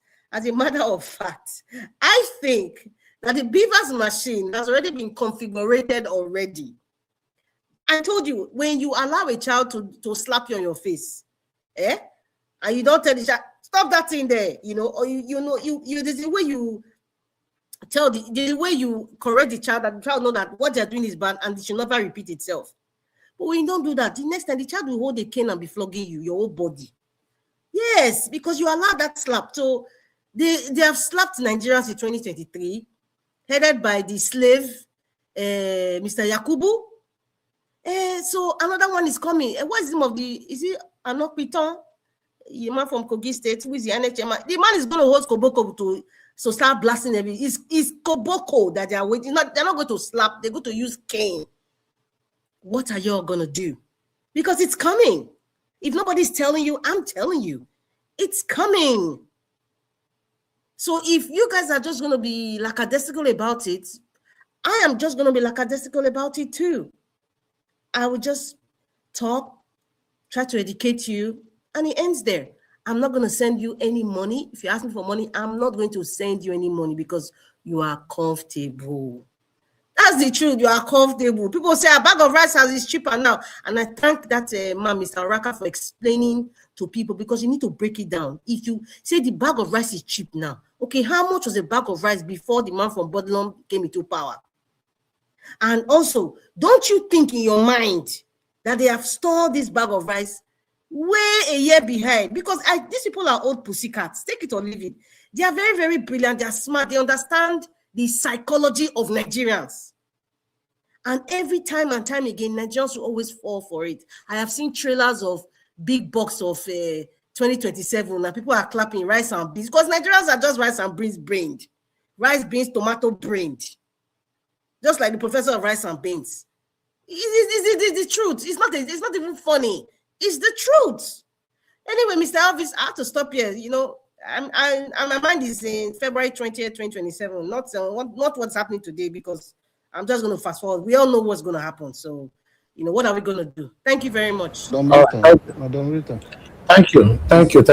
It's not February. I think it's taking it back February to January. 20th now. I don't know what January. January 16th. They'll change it. The date has changed. January 16th. Yes, I think that's what they put in. Muslims say at their prayer time. Okay, that means 16th and 17th of January. Okay, let me rewind my brain now and focus on January 16th and 17th. Thank you. Thank you very much for that correction. All right. Thank you. Thank you very much, Madam Rita. God bless you, man. Thank you. Thank you, everyone. Everyone on the panel, I'll give you that submission, I guess, right? Well, but Mr. Odua, Odua have not spoken. Okay, Mr. Odua, please talk to us, sir. Good evening to you. Okay, thank you, Mr. Njawaj. Good evening and happy Monday. Good evening, sir. Good evening, everyone in the panel. Thank you all and happy Monday. Good evening, Mommy Diaspora. Thank you, man. God bless you and happy Monday.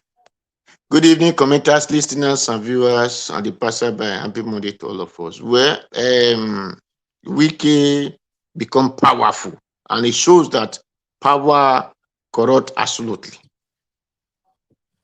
And Wike have told us that him is INEC, him is the judge. And the reason is that Ireti kingibe, even though he begged Wike to return, and Wike is the same party that kingibe is contesting from, that if she begged him, he will never return. It shows. He make a comment or a statement which clears. He said, election is not done the time that you think election is being done.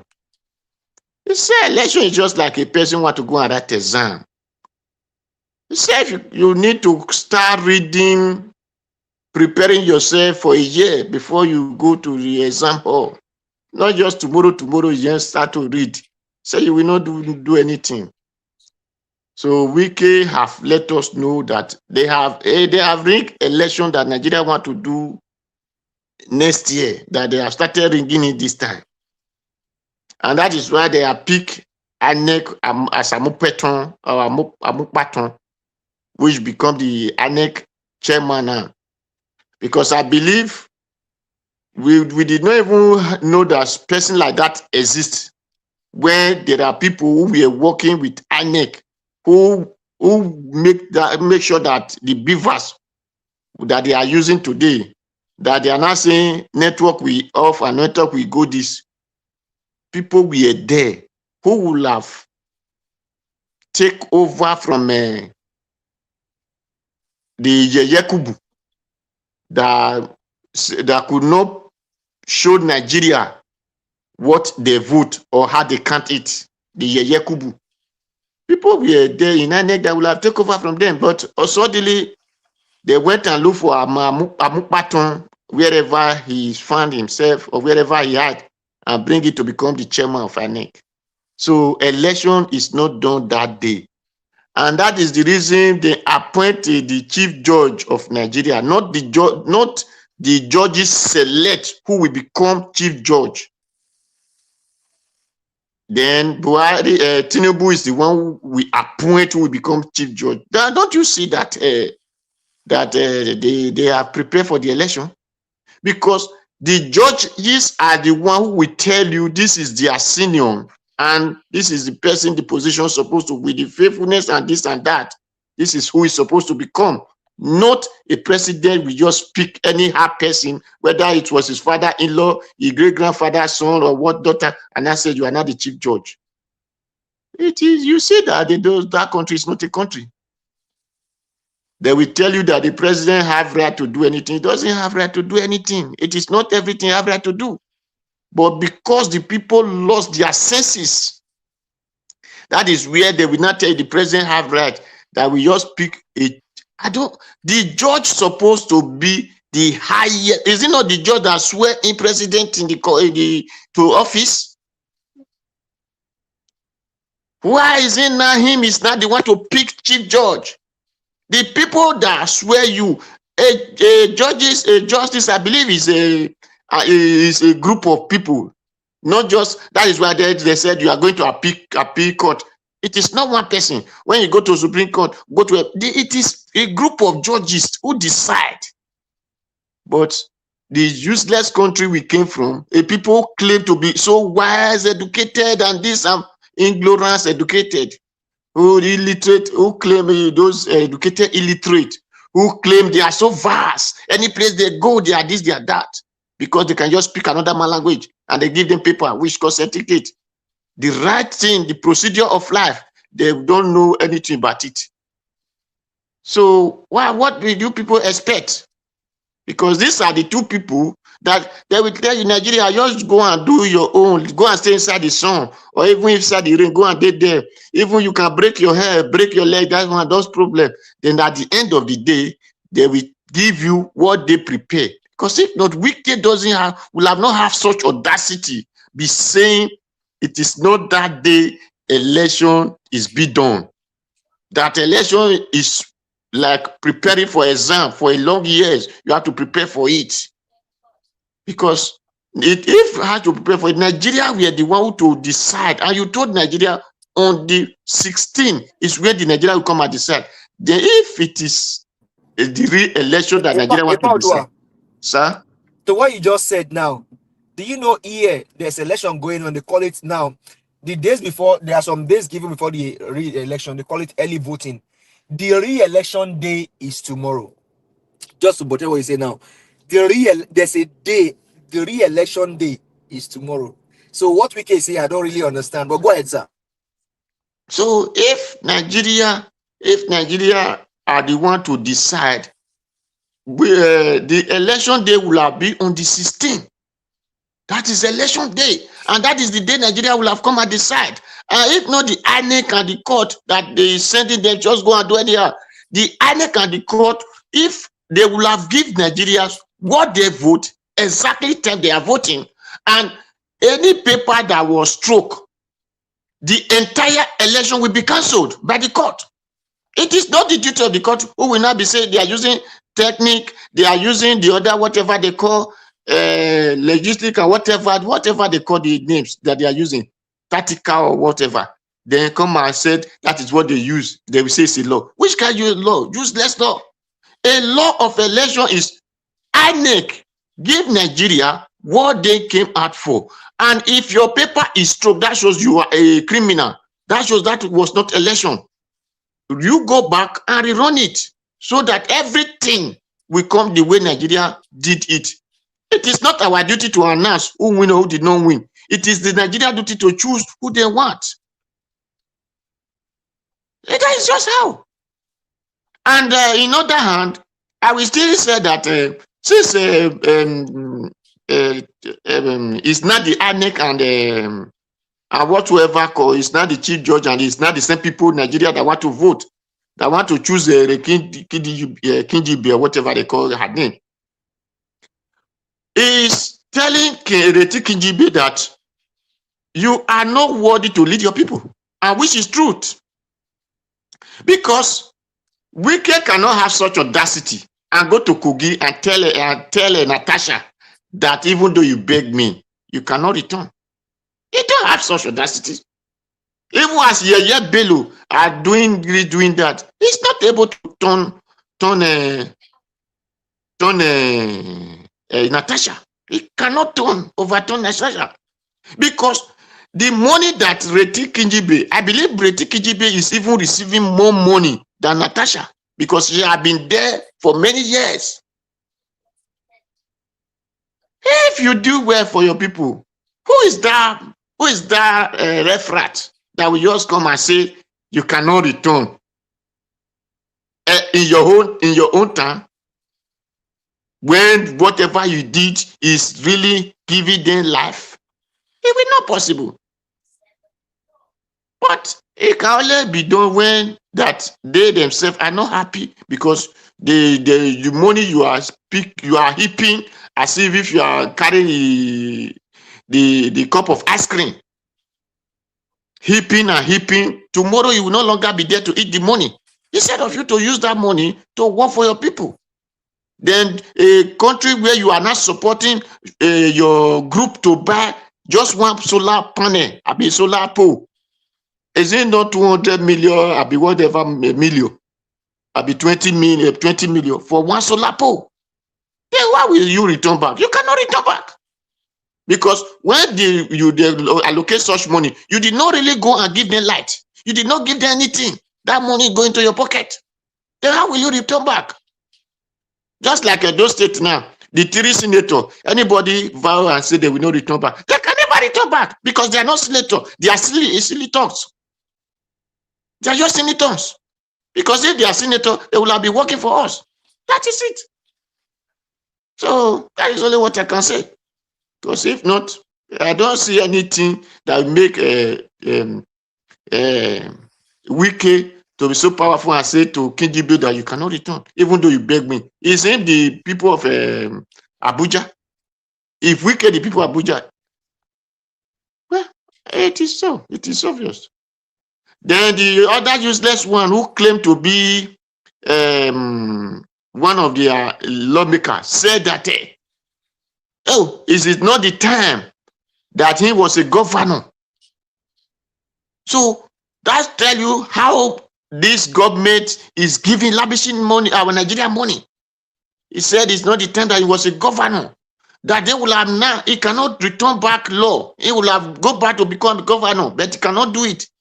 If no, the money they are receiving now was not even given to them their time.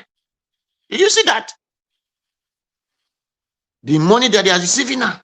And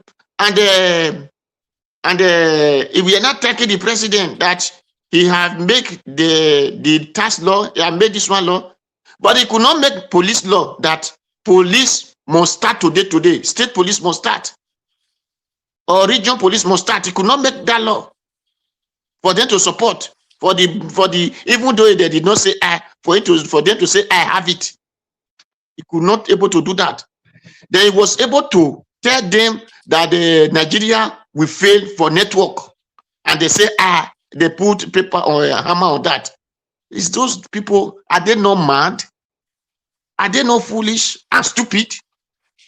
You come out, you want to come and tell us that the money that they are not receiving, we are not receiving it in your time. Is it not stupidness that in your time, person said, I want to stop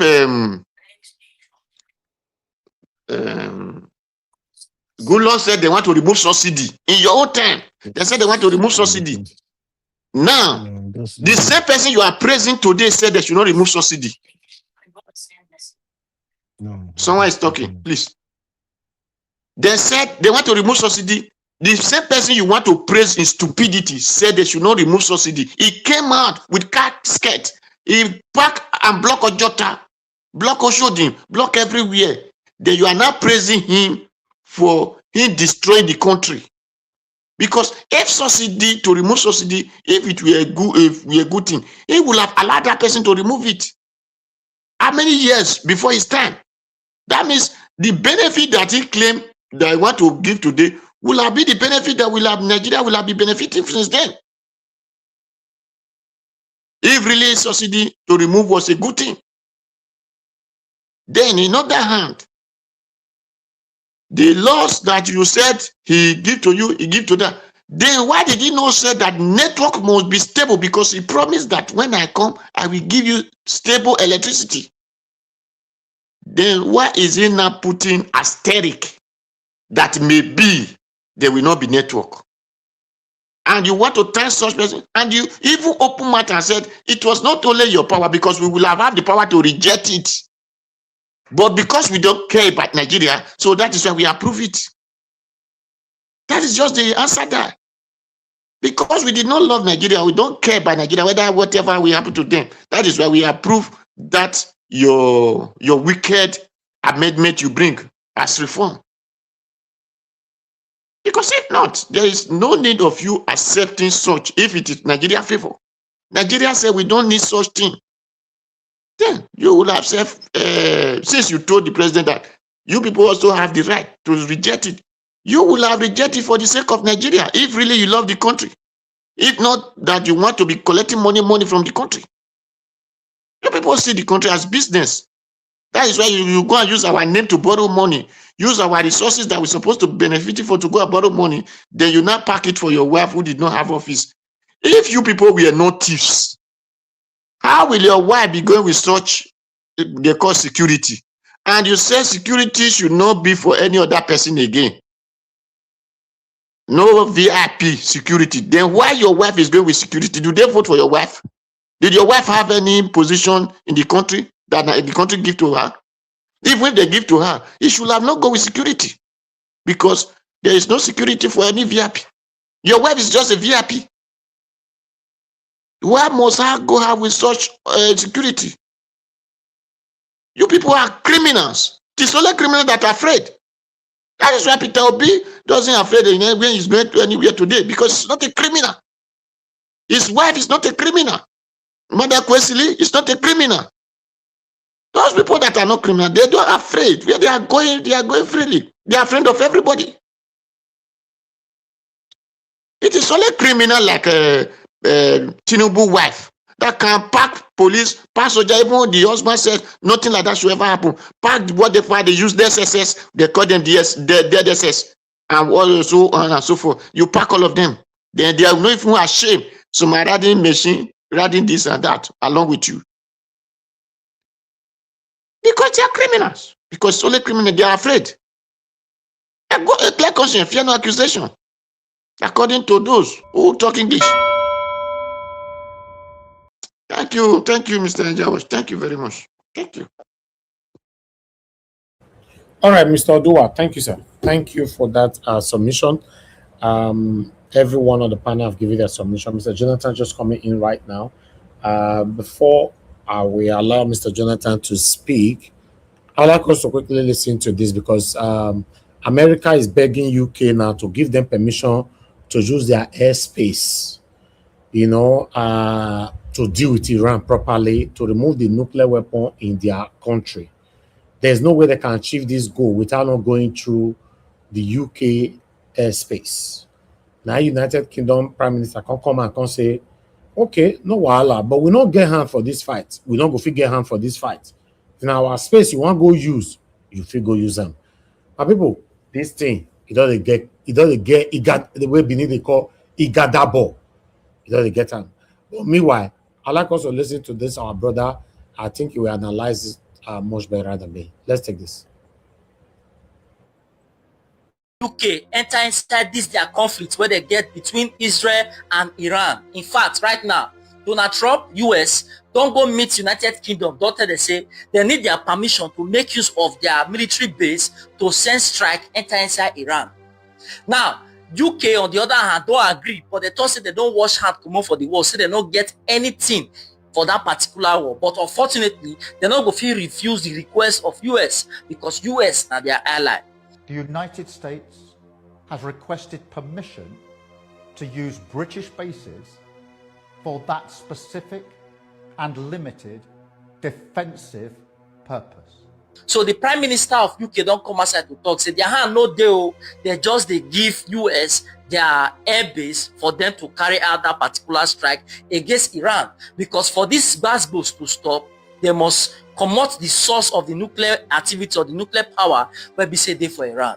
Now Donald Trump does still come outside to talk. Say right now, he says some people don't buy for inside this Iran, and some people don't stick by for their own side. In fact, it has been recorded that over 3 persons and some other persons, both military and non-military from the US side, don't buy for inside this particular matter.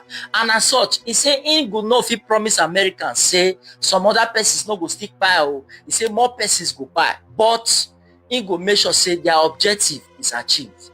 Right now, he don't talk say may every soldier, every police person, every person where they represent Iran, they fight this particular battle, may they drop their arms. And if they don't, he said they go give them clemency.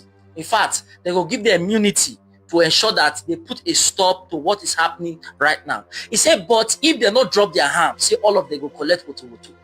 He said right now the country is being packaged or being run by a makeshift government. Say because most of those people were there around the supreme leader where we say don't buy. He said most of them buy too. Most of the top military generals don't also buy. So right now a very small group of people in government now they carry out this Iran strike to other parts of the world, including the allied countries of America. So America don't say clear message. Donald Trump say if they come right now, come sit down for table, say may they talk, may they negotiate. He is ready to listen. But if they are not willing to put out their hands, wahala go dey. Last night, all over Iran, the voices of the Iranian people could be heard cheering and celebrating in the streets when his death was announced. The entire military command is gone as well, and many of them want to surrender into saving their lives. They want immunity. They're calling by the thousands. Combat operations continue at this time in full force, and they will continue until all of our objectives are achieved. We have very strong objectives. Don't be smart, you know. Anyway, my people, I appreciate you all. Mr. Jonathan, it's good to have you on the show. Good evening to you, sir. Please talk to us. Thank you, Mr. Elvis. I greet you. Thanks for the good work you're doing. God bless you. And my fellow panelists, I greet you all. You are welcome. God bless you. Diaspora. Good evening, man. God bless you greatly. I greet the commenters and all the callers as well. God bless you abundantly. You're welcome. Yeah. Let me just quickly even start on the last video that you showed. Since you presented it, to find a way, because I want to make it relevant to the platform. I want to be able to connect it to Nigeria. Otherwise, it will be like just one is completely derailing from the subject matter that is presented today. So I want to see, the linkage. I want to talk about the link with what is happening in the Middle East and as it affects, or how Nigeria could be affected in some way. So because a lot of people will say when America comes to Nigeria, they want to come and take the natural resources of Nigeria. We've heard that before, But what is happening now in the Middle East, is most likely Nigerian case is not about nuclear weapon or ballistic continental ballistic missile. No, not that. Nigeria own has to do with the genocide that is going, which the Nigerian government has completely and continue to deny vehemently. They are using all the resources within the power of the government, to deny it or to even discredit anyone, anybody, any individual or group that is even alluding to that fact alone, that there is genocide in Nigeria. But make no mistake about it, at the end of the day, the United States will still come. They will still face Nigeria head-on. They will still face Nigeria head-on. The only thing that is not clear now is whether it will be before the election or after the election. That we don't. You see, this is politics. This is politics. People are dying. They should come on time. This is politics. This is geopolitics. Because whichever way you look at it, America will still play by their own interests, the interests of the United States. Even though they want to come in to do whatever, it will still be there. And the appetite for America has reduced greatly. Why? Because they've got Venezuela. So they are getting the amount of oil now. It's like when you feed and you feed to your throat, you are not even throwing up, overfeed yourself. So as it stands right now, America is so satisfied with their need, their appetite. That their insatiable appetite for petrol, for fuel, as they call it in United States. I think you guys call it gasoline.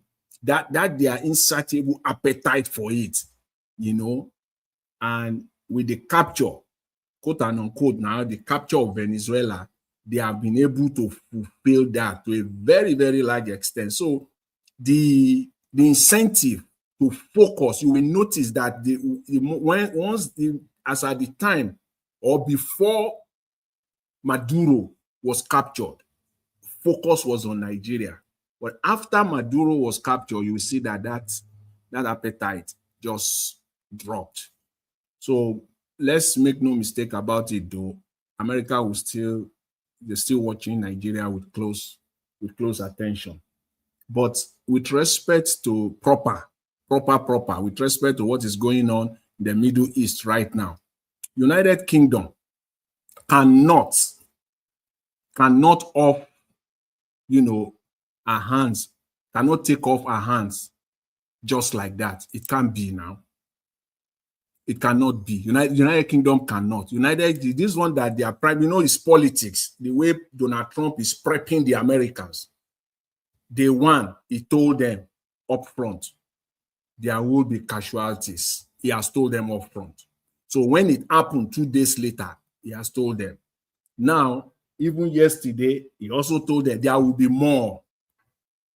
That is the way politicians, and I mean, a leader, a good leader, you have to prepare the minds of your people. The the United Kingdom Prime Minister is doing the same thing. Is preparing the public, the United Kingdom, the citizens of United Kingdom. Just get ready. Just get ready. But to say United Kingdom will not get into this with their head and their leg and everything, then perhaps you are limited in your understanding how this thing works. United Kingdom, France, and Germany, they will get involved. Today they force NATO to get in. So this thing is getting broader and broader because they make sure that the United States, and because that is the leverage that United Kingdom will use to get into it. The United Kingdom will not come into it as in head-on, as in United Kingdom as a country. They will stay on the back of NATO to come in, both United Kingdom, France, and Germany. So that's why NATO today came in and issued that statement. So the head of NATO came out today very clearly. And you will know that also Iran attacked UK base in Cyprus yesterday. They attacked United Kingdom military base in Cyprus. So at the end of the day, UK will get into this, I mean, openly. But as politicians, we always do, which is the finest way for a politician to do his own thing. That's the normal thing. Prepare the mind of the people. Let them know. Though we are not the one that started this, it wasn't our intention. All things being equal, United Kingdom will not have get into this, preparing the mind of the people. But if necessary, we are ready. So UK, be ready somehow, somewhat. If this thing continues, you will get involved. And for Iran, Iran is very, very, it's like someone who is going to buy and is saying that he's not going to buy alone. He's going to take as many as possible with him. So he's dragging so many people. Whether that is a good tactic or not, time will tell. Because he's dragging everybody into this thing. So what we see, but UK people should not be too joyous that they won't get into this. You will get into it. United States will drag you into it, whether you like it or not. And if you are getting cold feet, they will use NATO to get you into it. And they have started that today. So at the end of the day, just be ready. And your prime minister, he knows that very well and is preparing the minds of the public. So let me leave that. You see, for Nigeria, I watched the video of this guy today that you presented. I was following the broadcast on the side. Mr. Common Sense. He says something very, very profound, which personally I have noted on this platform at least more than twice, more than 2 occasions, that the Electoral Act, the Nigerian this current crooked one that Tinubu just signed, was Tinubu's document. It was Tinubu's document. It was written for him by the judges through the Attorney General. They crafted it. It was Tinubu's document. Forget about all the show that they gave us, in the National Assembly. All those show that they, all those movie. those movies that they presented to us for about a week or two there, telling Nigeria, you see that Akpabio cannot keep his mouth shut. That is why when you listen very, very well, you will see the loophole there. He said it. He said it. He said, this is your electoral amendment, this is your electoral, your new electoral law. Akpabio said it. He said, this is Mr. Tinubu's electoral. So he gave Mr. Tinubu all the credit. So ab initio, from the beginning, this was Mr. Tinubu's document. Let's make no mistake about it. They knew quite well where they are going to be as of this time.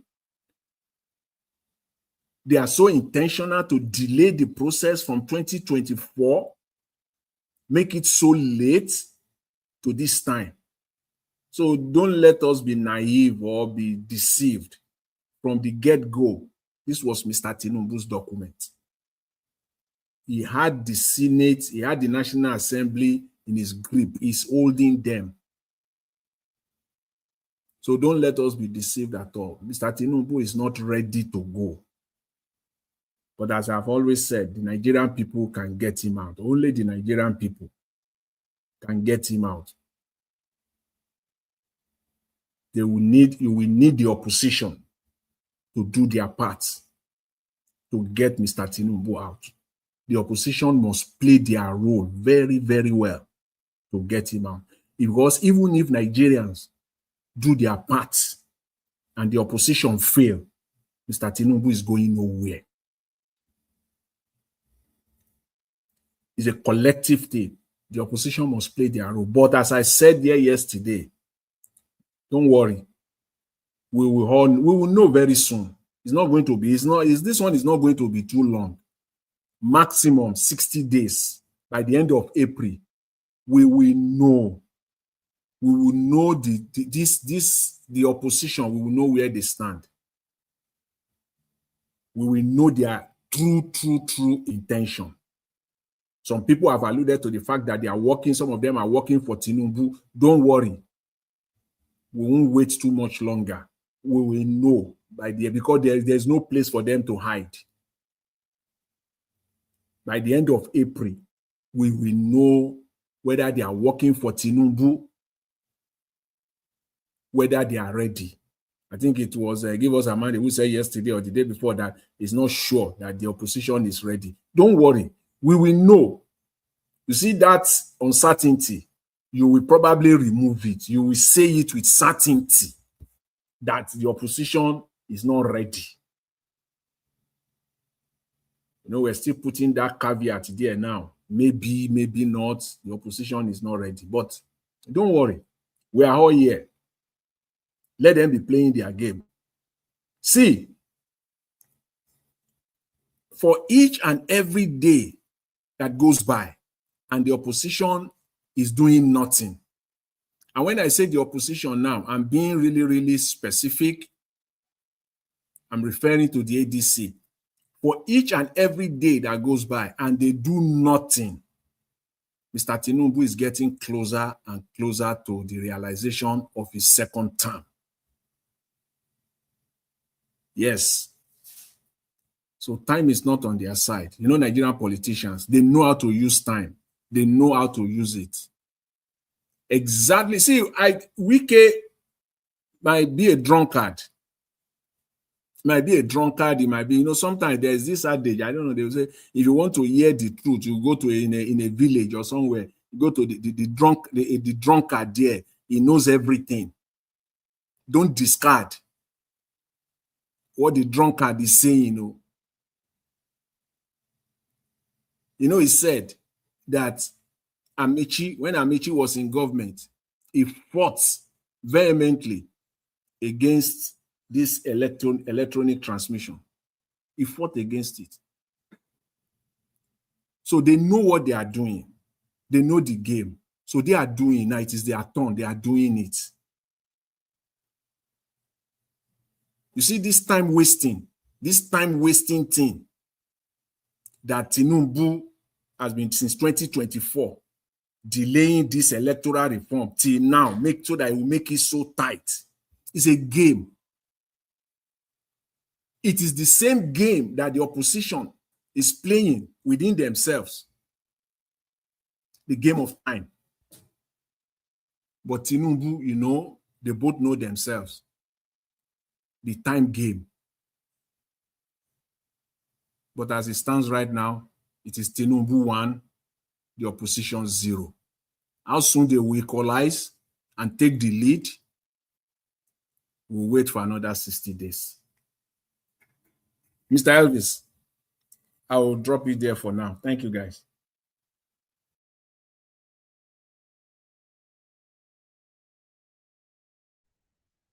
Thank you, Mr. Jonathan, thank you very much, sir. Thank you. God bless you, sir. Thank you.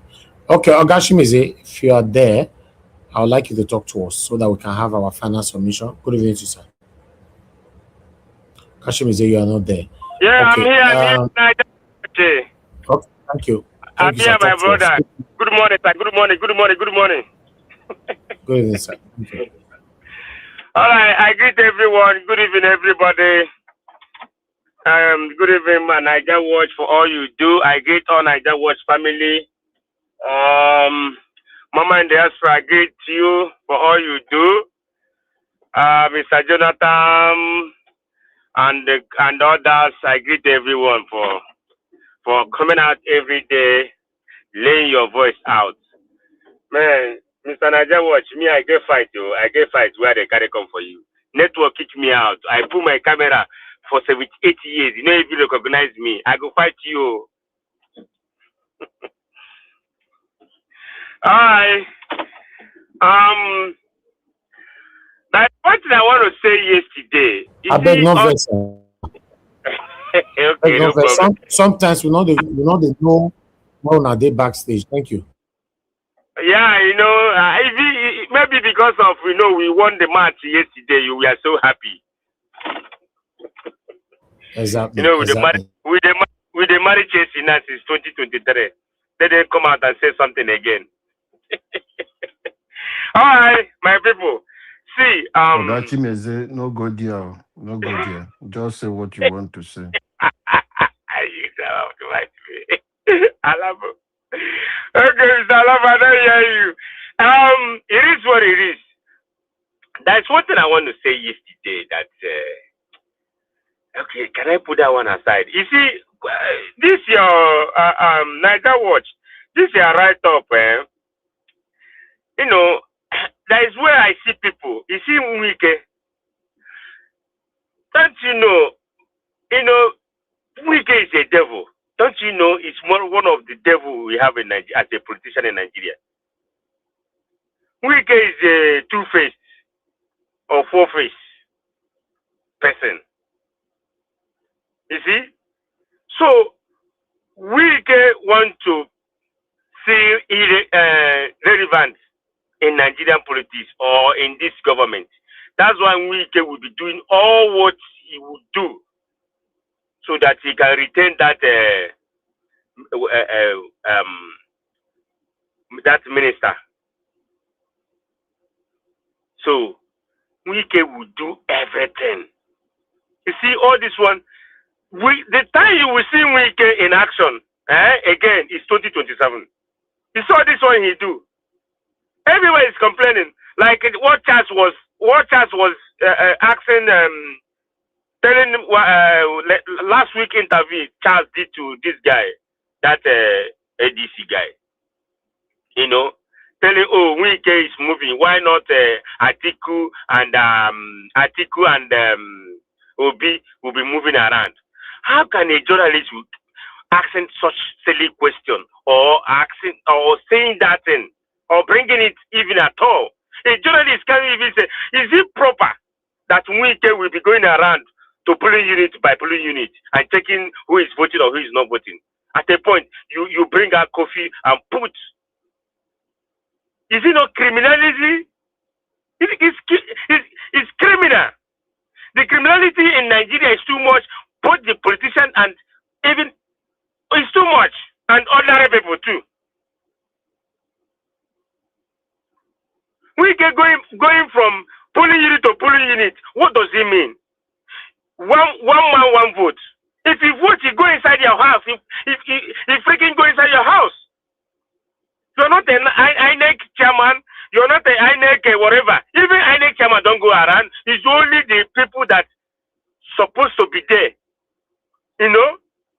The only people there. So yeah, this polling unit, this is where you're going to work. But this man is powerful.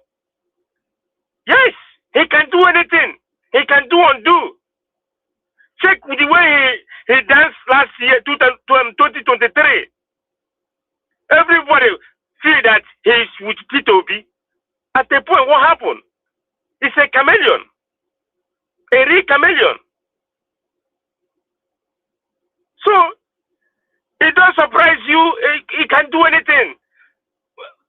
See, this is why I've been saying, but the followers of these politicians never get sense.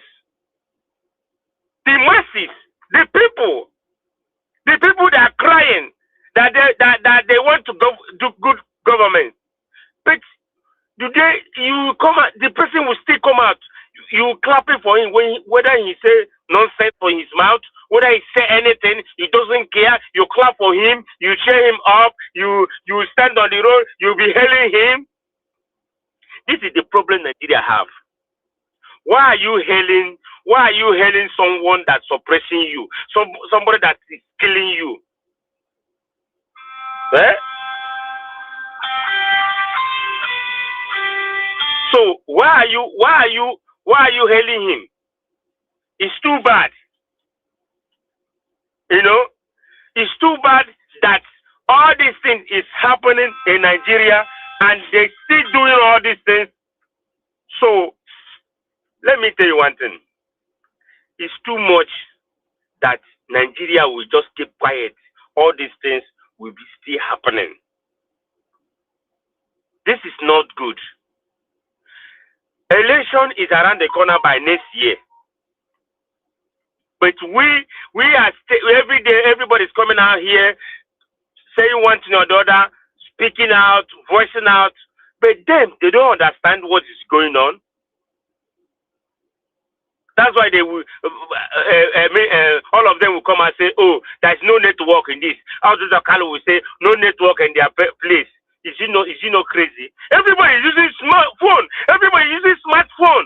Tell me in Nigeria, the place you will enter today that they don't have a smartphone. Why are they lying to Nigerians? Why Nigerian politicians is about lying themselves? They lie so bad. For them to return on that seat, be doing evil things they're doing. So, you see what is going on in the whole world now. That's one thing Jonathan said. Donald Trump don't care about your oil. Let me say it here. He don't care. Donald Trump wants people to liberate. He wants people to be, be on their own, not, you will be say you are spring leader, killing people, doing all manner of things. That's what Donald Trump is fighting. He's fighting for, if that thing is belief. His belief is, I want this world to come. Not every time you hearing they bomb, they send bomb, they do all kind of things for that Middle East. Sis, okay, tell me which president have come up before, start, doing all of this. People hate Donald Trump, but the people that like him mostly now, calling him, come and rescue us. But our own Nigerian people, they will say, oh, he wants to come to America. America wants to America don't like go where they won't see anything. They like to go where they will benefit. Why are they benefiting from you? Come to America and see how it is. Come to the whole these places and see how it is. Eh? Go anywhere. Go to Nigeria. How many places is very all well,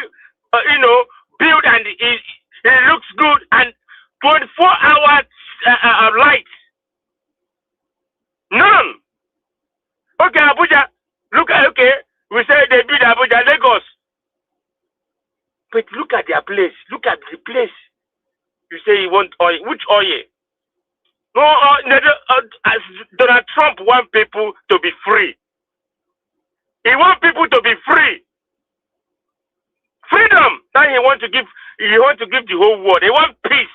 He wants everywhere to be calm. Not some people will get up and start throwing bomb, start throwing drone all here and there because of that your stupid belief that Muhammad do if they don't buy person, if you don't carry what's it called suicide bomb.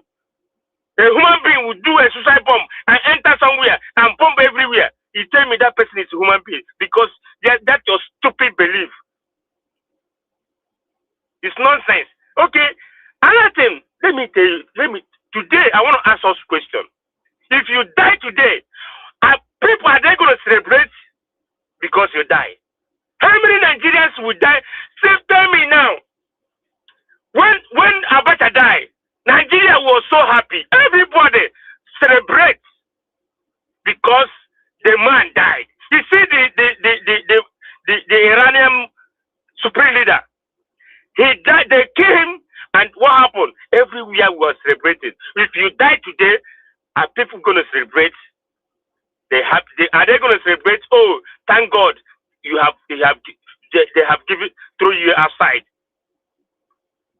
You see how many these politicians would die in Nigeria today, and they say, "Oh, hey, this man is a good man. Hey, why is it that this man is a nice man?" How many of them?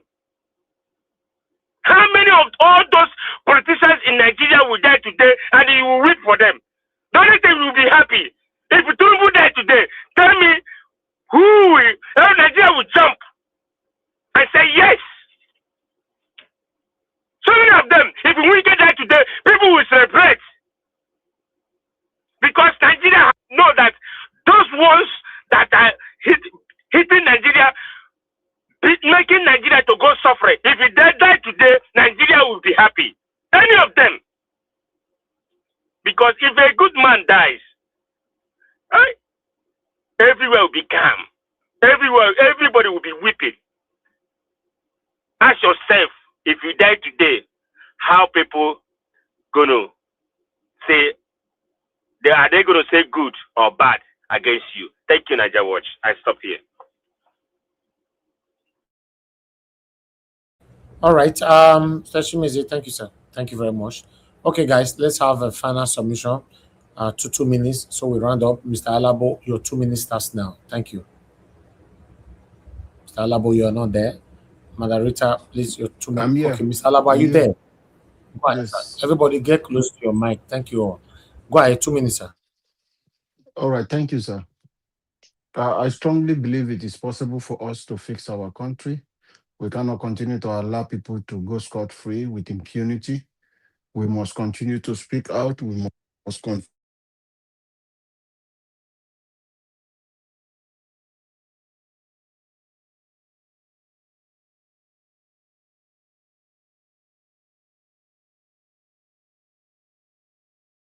I think Mr. Prince Alabo's connection is off, so that we don't just keep it pausing. Well, my final submission is that Nigerians, if you're really, really serious, you can take back your country. You can make your country the way you want it to be.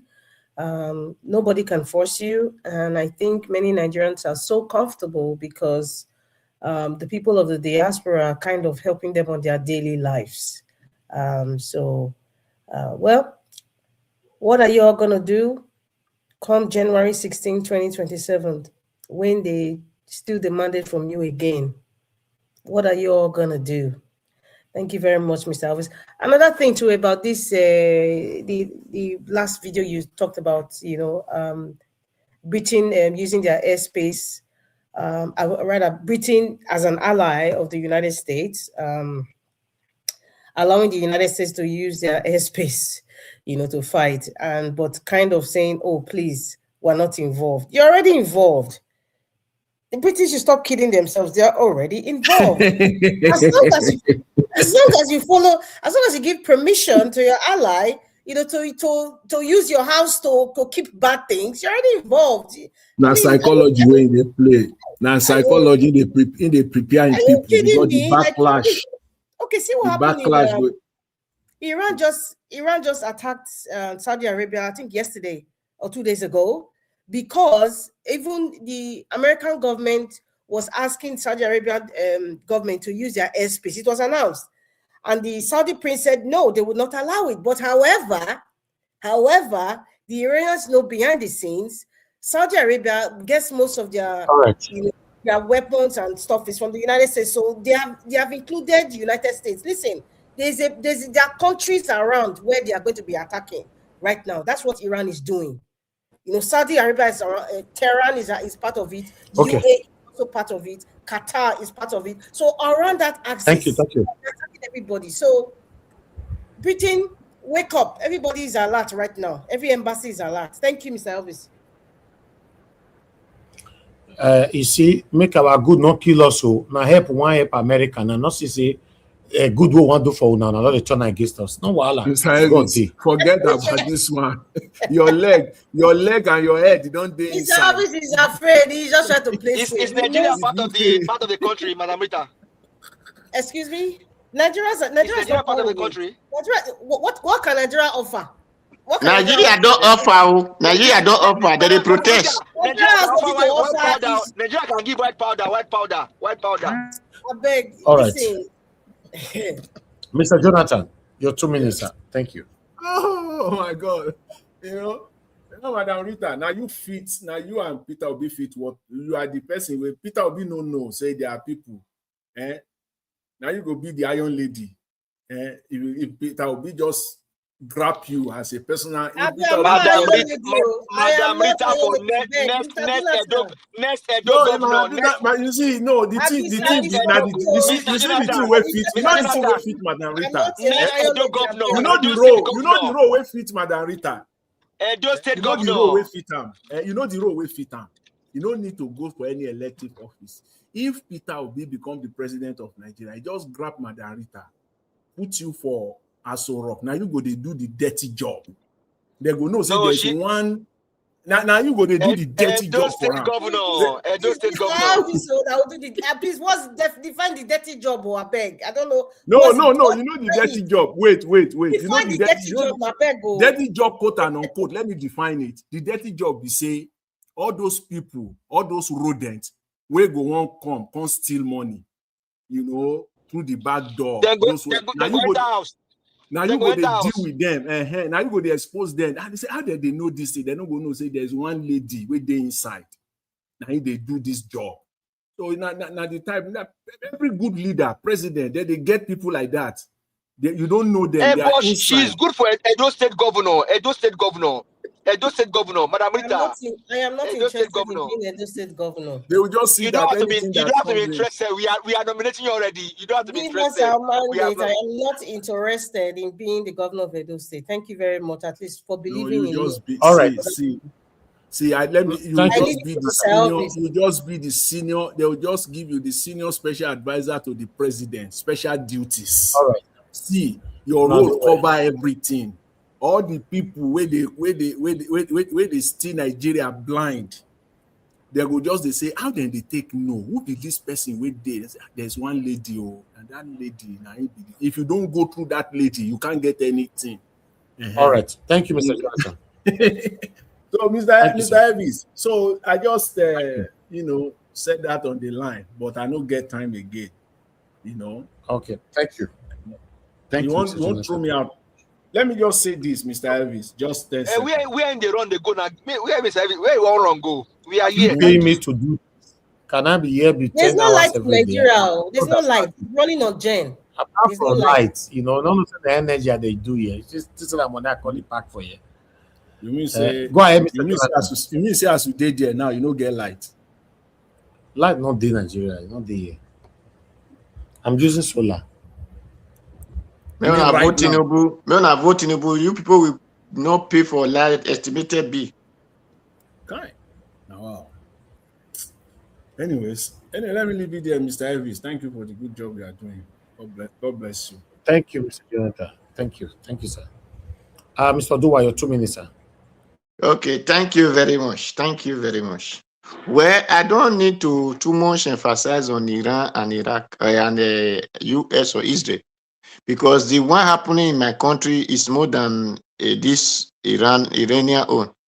But the thing that pays me is the Nigerians, the northern people, that they are every day, the people that Iranian are giving money, giving whatever to, they will take away their brother, they take away, they delete their sister, they delete their uncle, they delete everything, they delete their boyfriend, they delete their girlfriend, they delete their wife, they delete their husband, then delete their enemy, then delete their friend. They did not do protests. They have never did protests. More than 200, more than a community is no longer existing in Zamfara, in Benue. Many states in the north, what they call Noto, those region, Muslim religion, they could not do protests one day. But Iran and Israel, the same Nigerians who came at us and began to shout, we support Iran, we support this, they support Inyash. They did not know Iran. They did not know Israel. They have not known any of these people at all. They are coming out for protest. Why the plank is destroying their houses every day? They did not come out for protest. Don't you see how foolish such people, when will they grow? They said Obi is a boy. When will Obi become a man? So why will such people go out of darkness? When ever do they know light? What is happening in your throat? You refuse to talk about it. And you are giving another person water to drink. Oh, it pains me to see such video. And it is that our Amsa brother that even put it in his own platform. I love the way he talk about it. That one that used to support Obi before and talk about Tunadi Kanu. That boy. Oh, may God bless him also. Because he feel my pain. You are not cry for your own. You are crying for another person. Thank you, Mr. Jawas. Thank you very much. Thank you. Thank you, sir. Thank you very much. Give us a mandate. Your 2 minutes, sir. Thank you very much, Mr. Elvis. Truly appreciate you for your time, the energy, and everything that you put into this work. Ipaudua, you know, those ones, just forget them. Mr. Elvis, thank you very much. Have a blessed evening. I appreciate you, sir. Wesley, thank you very much. Ogashimizi, your 2 minutes don't start. My brother, Naija Watch, thank you so much. Thank you. Yeah, in fact, any country that's now supporting US in this war, I would say that war is going on now to the great people. I don't think that person mean well to his people, because no any country such will be happening. Look at the way these people are crying. You know, since 47 years they've been in cage. This is what Nigeria is now. We are praying that Nigeria, who is going to liberate Nigeria from this something that happened in Nigeria about this electoral reform and all those things. So I hope someone will come and rescue Nigeria, because Trump not going to do that for you. It's you, Nigerians. You're going to rescue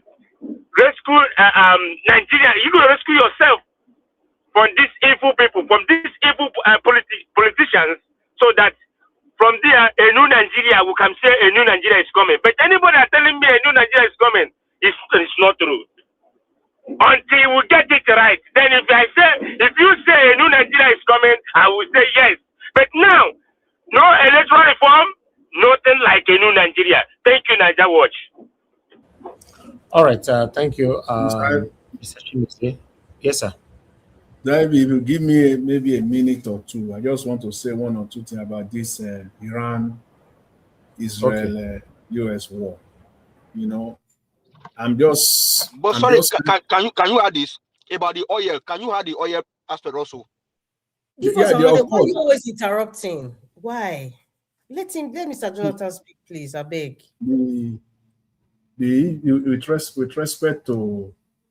With respect to oil, between that Friday You know, United States timed it very well. They timed it very well that the oil market in Chicago has closed before they initiated that launch on Friday.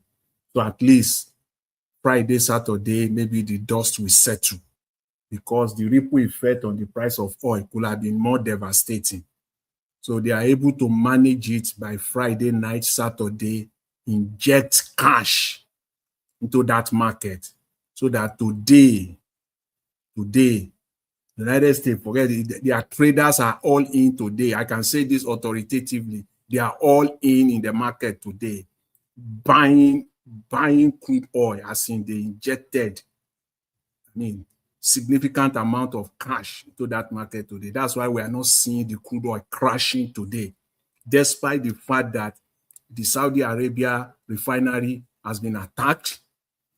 The Qatari oil and gas installation, their liquefied natural gas installation that is supplying almost 70% of gas to Asia, specifically to Asia, has been attacked. As a matter of fact, yesterday they stopped production.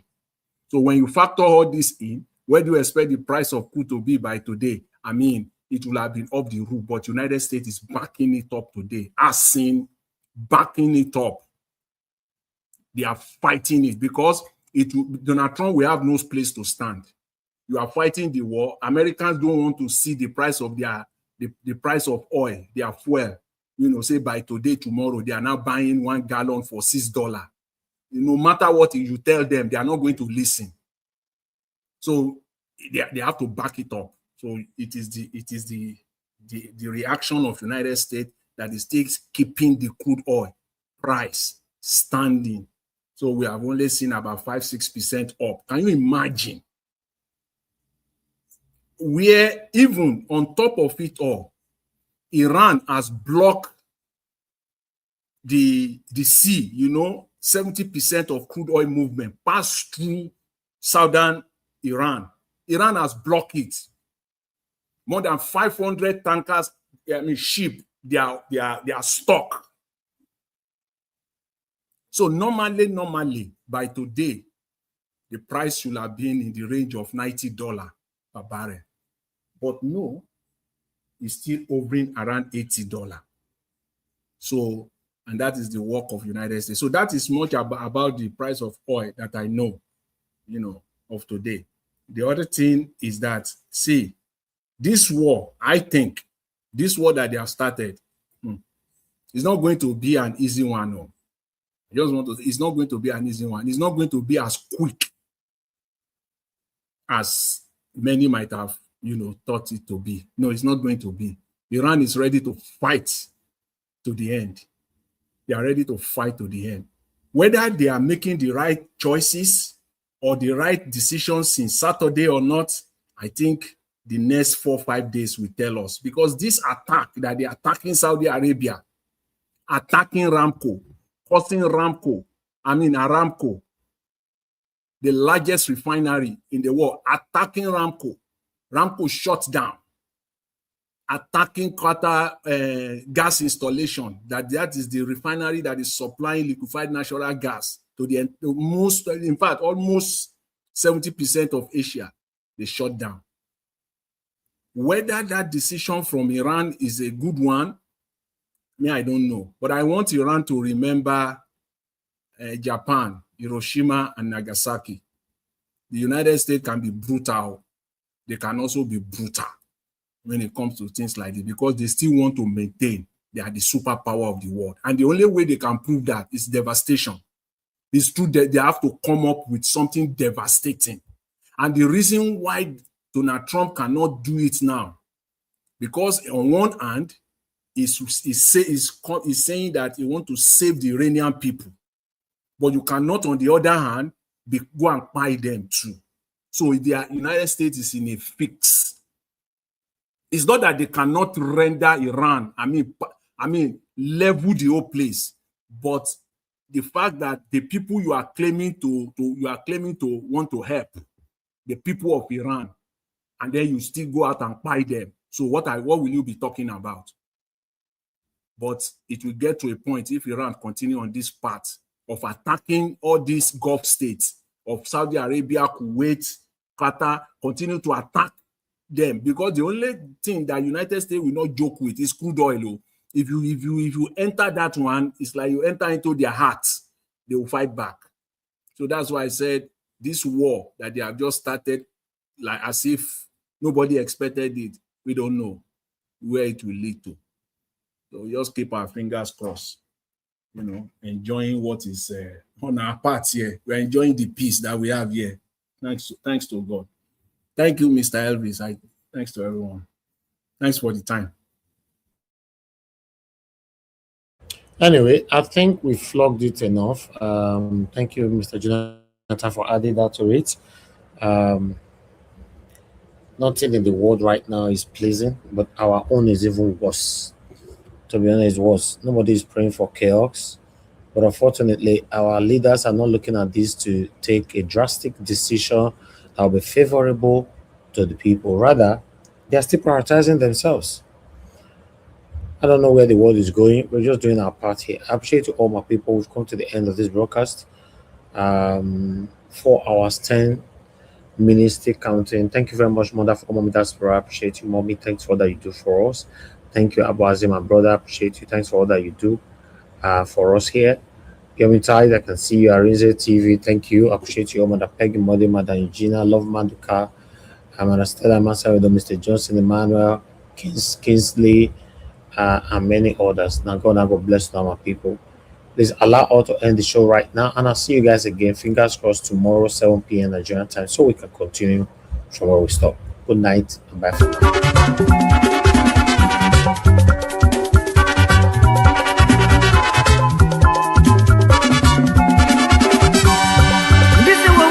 In this world, all of us today in motion.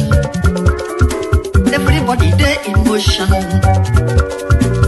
Moving to our various stations. As we there in motion, make we do good to ourselves, yo.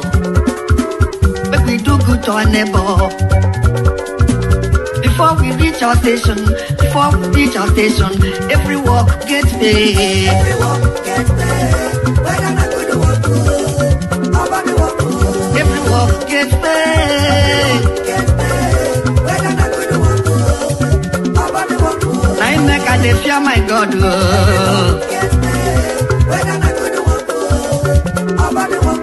I make a fear my maker.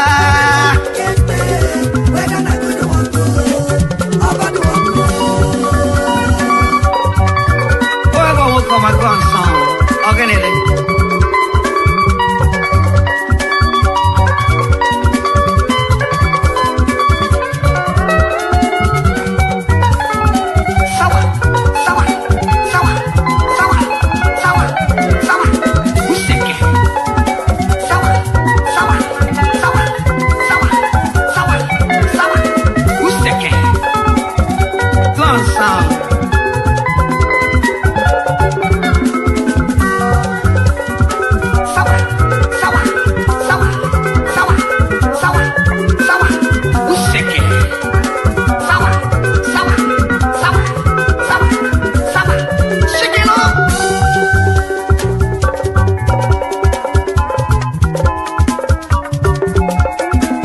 Every walk gets paid.